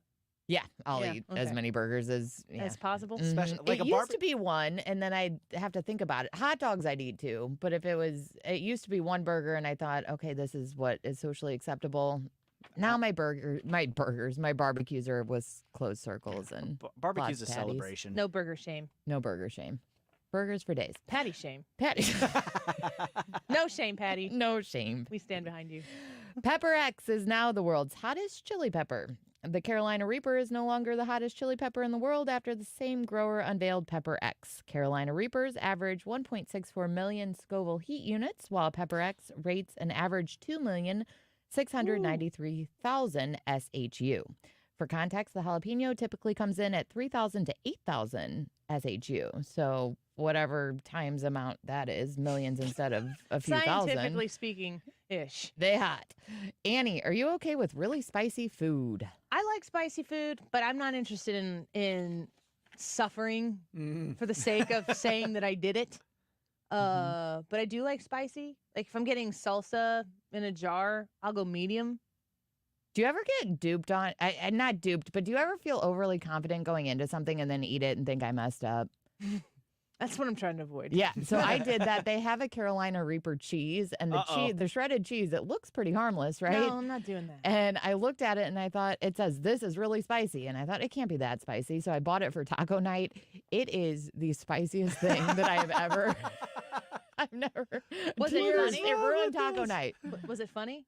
It was so hot that it ruined taco night. I mean, it made me not hungry. I guess if you think it's funny to not be able to taste or have any skin on your tongue. Thank you. No, I like spicy food. I like hot stuff, but again, it's for flavor, not for like. This isn't like a measure of like manhood or my resolve. I have been fooled before, but like, oh, this says medium. Medium means different things to different people. Hot means different things to different people. I've had hot and be like, this is barely original, and I've had medium that is like, oh my gosh. Do you hate me? What? I think that when if there's a certain level of hot or of spicy that is a flavor, and then it gets into where you're like, you have to keep eating the thing in order to keep it at bay, but the second you stop, you just have to suffer through that period of time until it dissipates. I'm not really into that period of time. It's like, get me right up to that point where, you got a little bit of that still, the little kick is still there, maybe it gets you in their throat just a little bit, but I don't need to be reconsidering my options afterwards. After the fact. Should just be yummy. Yeah. And that's definitely something too that I think that it comes with age where you're like, I'm kind of good on that, but it comes with age sooner for women than men. It doesn't come with age for men. Yeah, men never reach that age. My last words will either be, hey, y'all, watch this, or, oh, that didn't work the way I thought it would. When we had the spicy gummy bears, before I told Ryan Wiggins that I had the gummy bears, like in a bag over here, I think I asked just the two of you off the air. I think it was off the air. I was like, do you guys like spicy things? And I just kind of let them talk about it a little bit. And Ryan kind of did, oh, yeah. That's how men talk. And then I'm like, is there something, is it a measure of your manhood if you can eat spicy things? And he's like, oh, absolutely. I'm like, okay, so I have a thing. And I had him. And I'm glad you think he so. was all game. And those, you ate them. Yeah. They were spicy? They were, well, yeah, but it was gummy bears. And it was disgusting. Yeah, it wasn't good, but I wouldn't have said, like, that wasn't like one of those ones where I immediately regret. I could have ate a whole bag of them and it'd been fine. Do you like hot tamales, as in the candy? That's the cinnamon ones? Yeah. Yeah, I like those. I like those. Those can have a little bit of a bite. Yeah, I'm not into it, but it's not my kind of candy. Yeah. So. Whatever the question was, fantastic. Dead body in front yard mistaken as Halloween prop. Ruh-roh. Yeah. Is this local? No, Okay. it's in North Carolina, Rowan County. That's where police said the 34-year-old man died alongside a long driveway of a vacant home. At one point, a landscaping crew moved around the body, assuming it was a Halloween decoration. The body lay there for a couple of days. Days? Days. Oh, no. No word yet on how he died, but police do not suspect foul play. Very tragic, very strange. Annie, are you okay with extravagant Halloween decorations? Ooh, good question. I like the way you presented that. Because I was not okay with dead bodies. No, I mean, that's a real bummer. Too extravagant. That's sad. I am a big fan of holiday decorations. I think that it's something that I've had to push myself into because I consider myself to be, I try to be not too high, not too low on any particular emotion ever. I want to be steady as she goes.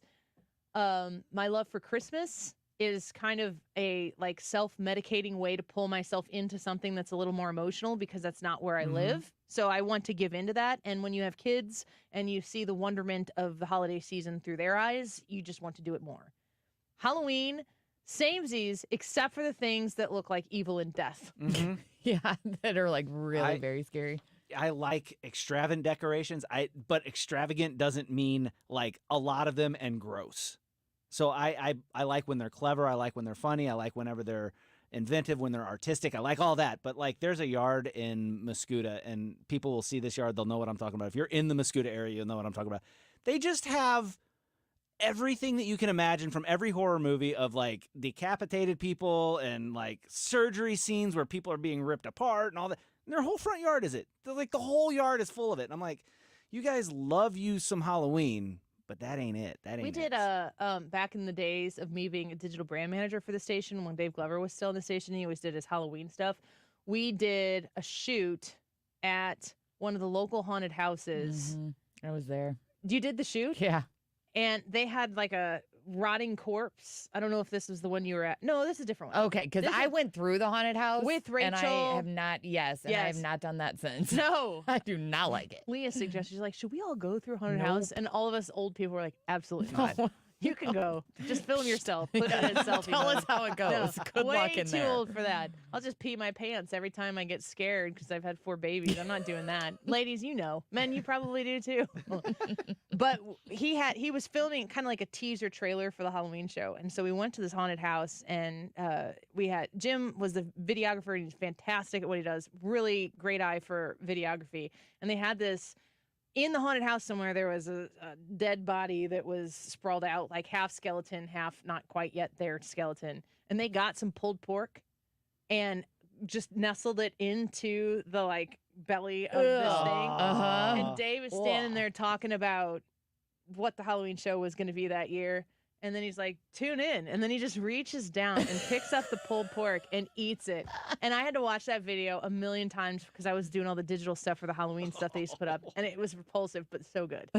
But I was always like, pulled pork, pulled pork, pulled pork. Because it looked like guts. Blech. I have a lot of Mickey Mouse Halloween decorations. So that's where we are. Cool. Frey house. New study finds hitting the snooze button may actually be helping you. Yes, the science. Yes, let's go. The study published Wednesday in the Journal of Sleep Research found no evidence that snoozing past your morning alarm has negative effects on sleep and cognitive process. Instead, snoozing may actually help regular snoozers' waking process. So it gently wakes you up for some. Annie, are you okay with the snooze button? I know you're not a big sleeper in general. Well, it's not at night. Yeah. So I work last night. My husband and I, we got everybody in bed, and I think I was laying in bed at 10:15. I think he crawled into bed it was 10:19. I go, it's before 10:20 and we're in bed. And he's like asleep in 80 seconds. And I'm like past midnight, still learning things. Useful things and not so useful things. It's hard for me to turn my brain off at night. When people who are listening right now, I'm not unique in this situation, so I'm relating to you when I say this. Some people think, oh, she thinks she's so busy. We're all very busy. But I have 4 kids. I have a job that requires me to be plugged into the news. People will always be like, Annie, how do you prepare for the show? Like, how much time do you spend in the morning? It's not like that. It's all the time. All the time. It is. It never stops. Correct. Which is why, and Tricia knows this, when I will take 2 vacations a year, maybe 2.5, where I have to take a long stretch, because it's the only way that I get to say, I will figure out where we are on the other end of this vacation. But right now, I'm going to spend time with my kids. I'm going to sit and watch dumb TV. I'm going to hang out outside with my family, whatever it is. It's a lot. So when I go to bed at night, people will be like, oh, put down your phone. Do you know how much news happens between when I put my kids to bed, which might be 9 or 9:30, and by the time I come on at noon the next day? Like, the whole world can change in that amount of time. So I stay up, and then I have to help get the 2-year-old off to the sitter. Sometimes I take my kids to school in the morning. So I'm usually up, or at least awake, by 6:15 or 6:30 in the morning. And then there will be snoozes that go in between there, but it just never stops. I love the snooze button. I wish I felt rested, but I don't know if I'll ever feel rested until I'm only on my own time. The people that said that the snooze button will wake you up gently have never been woken up by an iPhone alarm. The iPhone alarm is harsh. Can't you change it? You can change it. I can, but yeah. I don't use my iPhone for that very reason. I think waking up with your own snooze button is different than waking up with somebody else's snooze button, because that's where it gets into. It's when your partner is laying there hitting the snooze button 1,000 times and you're not ready to wake up. You're like, you have got to be kidding me. Yeah. That makes a difference. Yeah. Rick says, Annie, how much sleep do you get each night? I get, I would say, 6 out of 7 days, a minimum of 4 hours. But there are days where Brad will be like, you were DMing me at 3:30 in the morning and at 6:30 in the morning. And that happens too. Yep. It's part of the deal. Yeah, I'm not really okay, but somebody get this I'm okay. Snooze button. I'm okay with it, and I love the snooze. I love the snooze button. You got any more? I mean, I can do another one. I don't have to. It's totally up to you. Do you have to leave now, though? Do you have somewhere you have to be? Yeah, All I right. do. I All better right. go. Let's catch up later. Thank you. Thank you, Trisha. We appreciate you. I'm very okay with you, of course. Let's take a quick break. When we come back, the results of today's YouTube live chat poll. Who will RFK Jr.'s third-party run hurt the most? Will it be Republicans, Democrats, or both of them, because RFK Jr. is going to win? Zelda says, I voted it will hurt Republicans more. If anyone looks hard at RFK, they will see he is a borderline communist, and it seems like ours are not that smart right now. She makes a good point. We'll be right back. The Annie Frey Show is streaming online. Watch us live on YouTube and subscribe.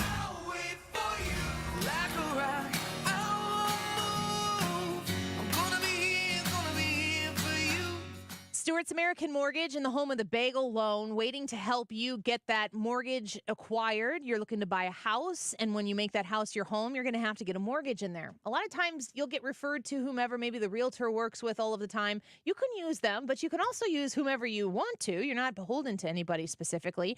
So call Stewie and see how he can help you. You can text him as well. Here's the number. This goes straight to the phone that he's got right now in his hand or in his pocket, 314-324-4440. 314-324-4440 in Missouri and Illinois. You can talk to him about the bagel loan. When you get your mortgage with Stewie and you use the bagel loan, you pay zero in fees that other lenders out there are going to charge you for. This can save you thousands of dollars in the process. When you talk to Stewie about what you're trying to do, what the house is you're trying to get, he will walk you through the process to make sure that you have the best deal for you. He's competitive as it gets, and the bagel loan can really help you save money and get a good rate on your mortgage. 314-324-4440. You can Google the bagel loan as well. NMLS number 226715. Mark Cox here. Before you sell your home, you should know the facts. What's your home's true value? Which realtor will get you the most money? And as a seller, is the market still in your favor? I spent some time with my friend Gloria Liu with Your Home Sold Guaranteed Realty. Here's what she told me. The market is still in the seller's favor. However, these next few months before the holidays represent the last prime time to sell your home. Gloria said everyone knows you can't time the real estate market. However, you can sell your home in the months that are statistically the most profitable to sell real estate. For the past 20 years, Gloria's been successfully selling homes in our area. How's she been so successful? She already has the buyers, which allows her to guarantee to sell your home at your pre-agreed upon price and time frame, or she'll buy it. Call Gloria Liu at 314-325-6888. That's 314-325-6888. Or visit GloriaHasTheBuyers.com. AMCO presents Bet You Didn't Know. Bet you didn't know that your car's transmission is made up of 800 pieces. Also, bet you didn't know that AMCO's fixed over 40 million transmissions, and that AMCO offers a nationwide warranty. AMCO offers easy payment plan options for most any credit situation, so you can fix it fast and pay it off slow at AMCO. That's AMCO, AA, MCO. The choice of a lawyer is an important decision and should not be based solely on advertisements. The people have spoken. I want to thank you, St. Louis, for voting Onder Law 2023's best St. Louis law firm. When you're injured, call Onder Law at 314 or 618-9 million. All right, last chance to get your vote in on the YouTube live chat poll. Who will RFK Jr.'s third-party run hurt the most? Will it hurt Republicans? Will it hurt Democrats? Or will it hurt both because RFK Jr. wins? Go to the Annie-Frey YouTube page to vote. That's youtube.com/@anniefrey and vote and leave a comment. Tell us why you voted the way you voted. The time is 2:46. This time check is sponsored by Jerry Kelly Heating and Air Conditioning. It's time for a $98 furnace tune-up.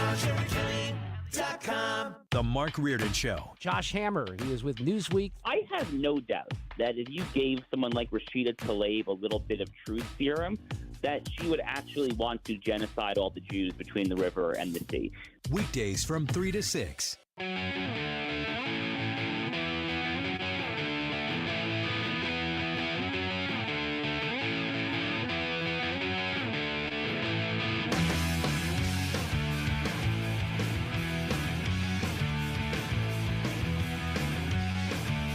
You're listening to the Annie Frey Show on St. Louis's home for conservative talk. Follow Annie on Twitter @AnnieFreyShow.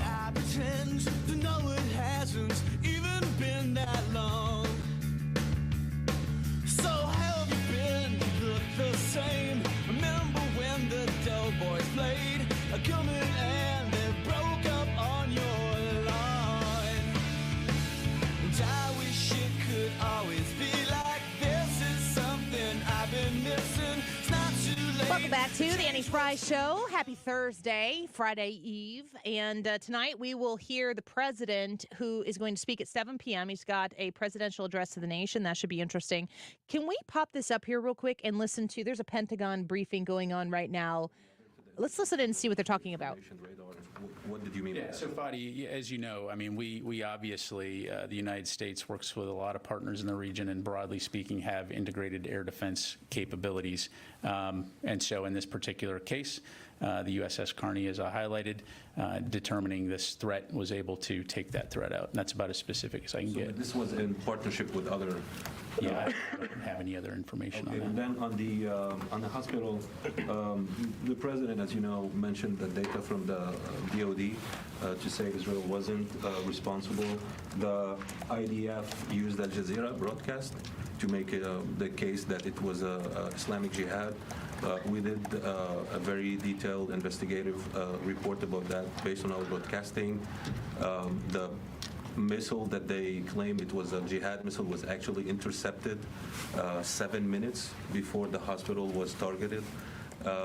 Channel 4, UK, they're saying even though there's not a big rate and I'm sorry, but if you don't mind, just to get to the question. My point is there's lots of questioning of what the president claimed and what the Israelis are saying. Noting that many hospitals have been targeted, civilian and UN facilities by Israel. Are you willing to share the data that you have that the president used?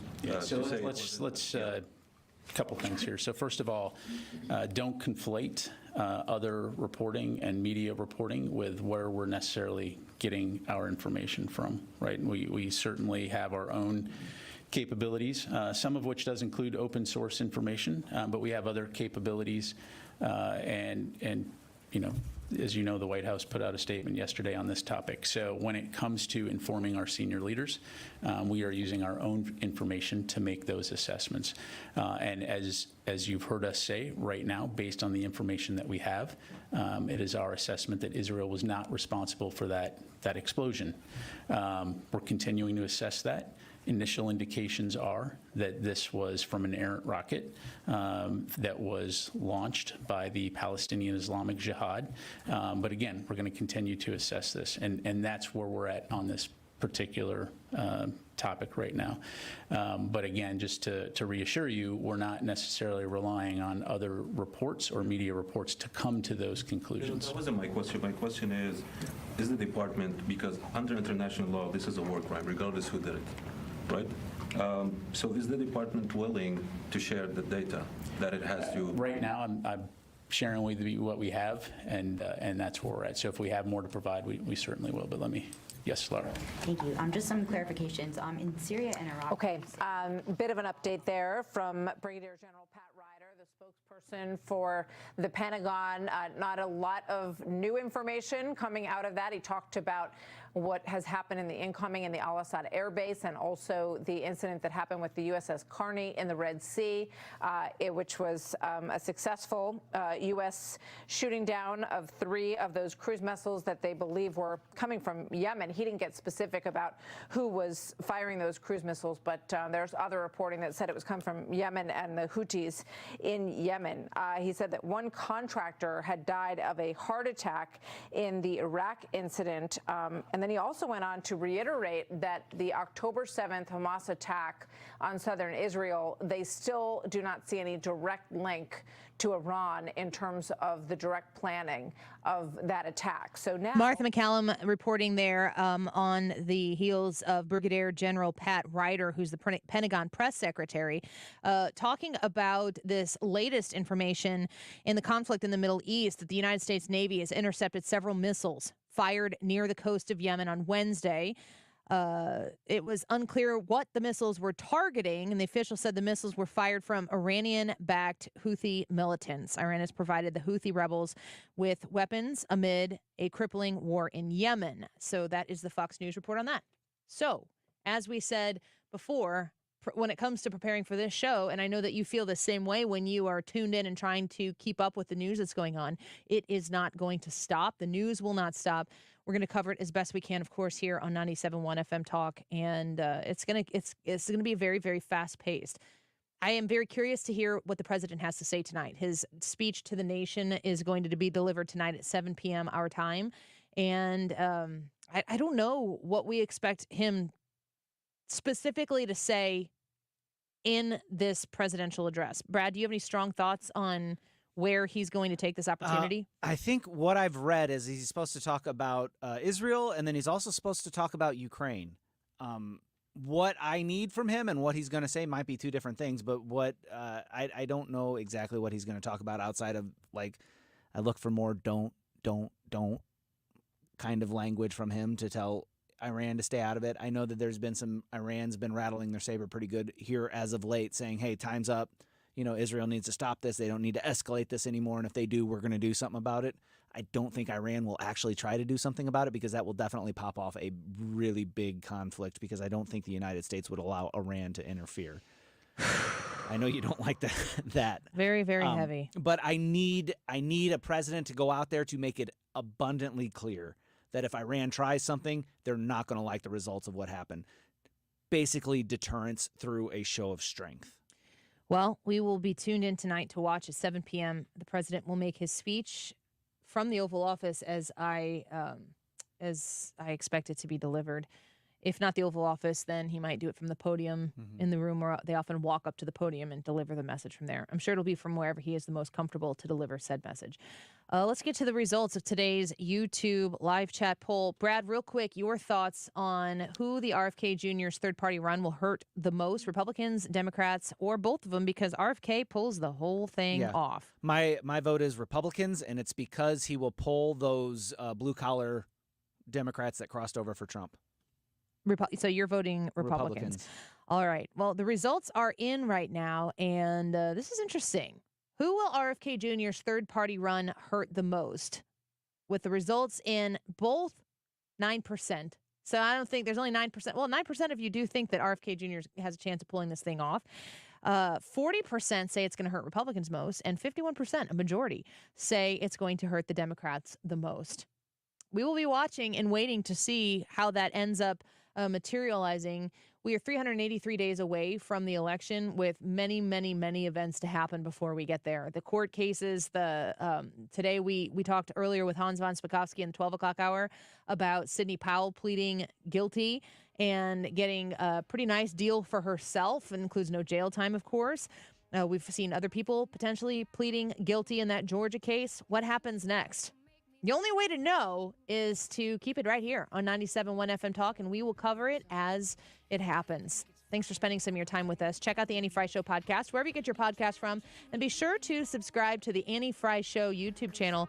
We have purchased blizzards, folks, and we're going to test Ryan Wiggins' theory as to how long you can put a blizzard in the freezer and still pass it off as good as new. They are in the freezer here at work. I hope nobody eats them. You watch the Y98 people and you tell them to stay away from the 97.1 blizzards. Don't. Mark Reardon, don't. Mark Reardon up next. Hey, it's Mark Reardon on a Thursday afternoon getting ready for the show, and this is going to shock you, but we still do not have a Speaker of the House. There have, however, been some developments. We'll get you updated here after Fox News.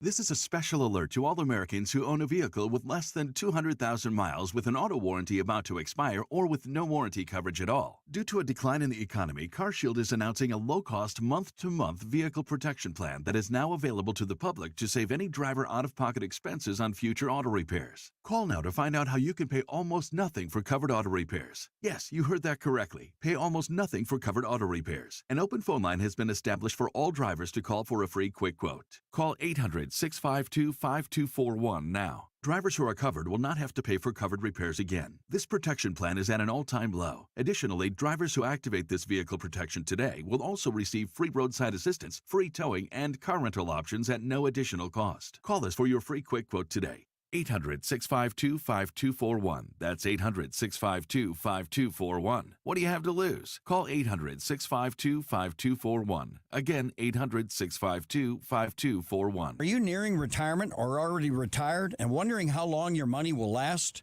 Are you also sick of worrying about losing your life savings in the next market crash? I'm Thomas Helbig with the Retirement Advisory Group. Hi, I'm Bob Kershaw. As a family business, we are committed to protecting your retirement, whether you're nearing retirement or already retired.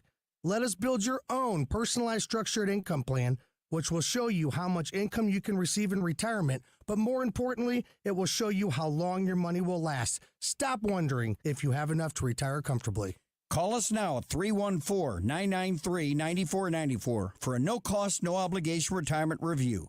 We'll teach you the strategies you won't hear from your broker or banker.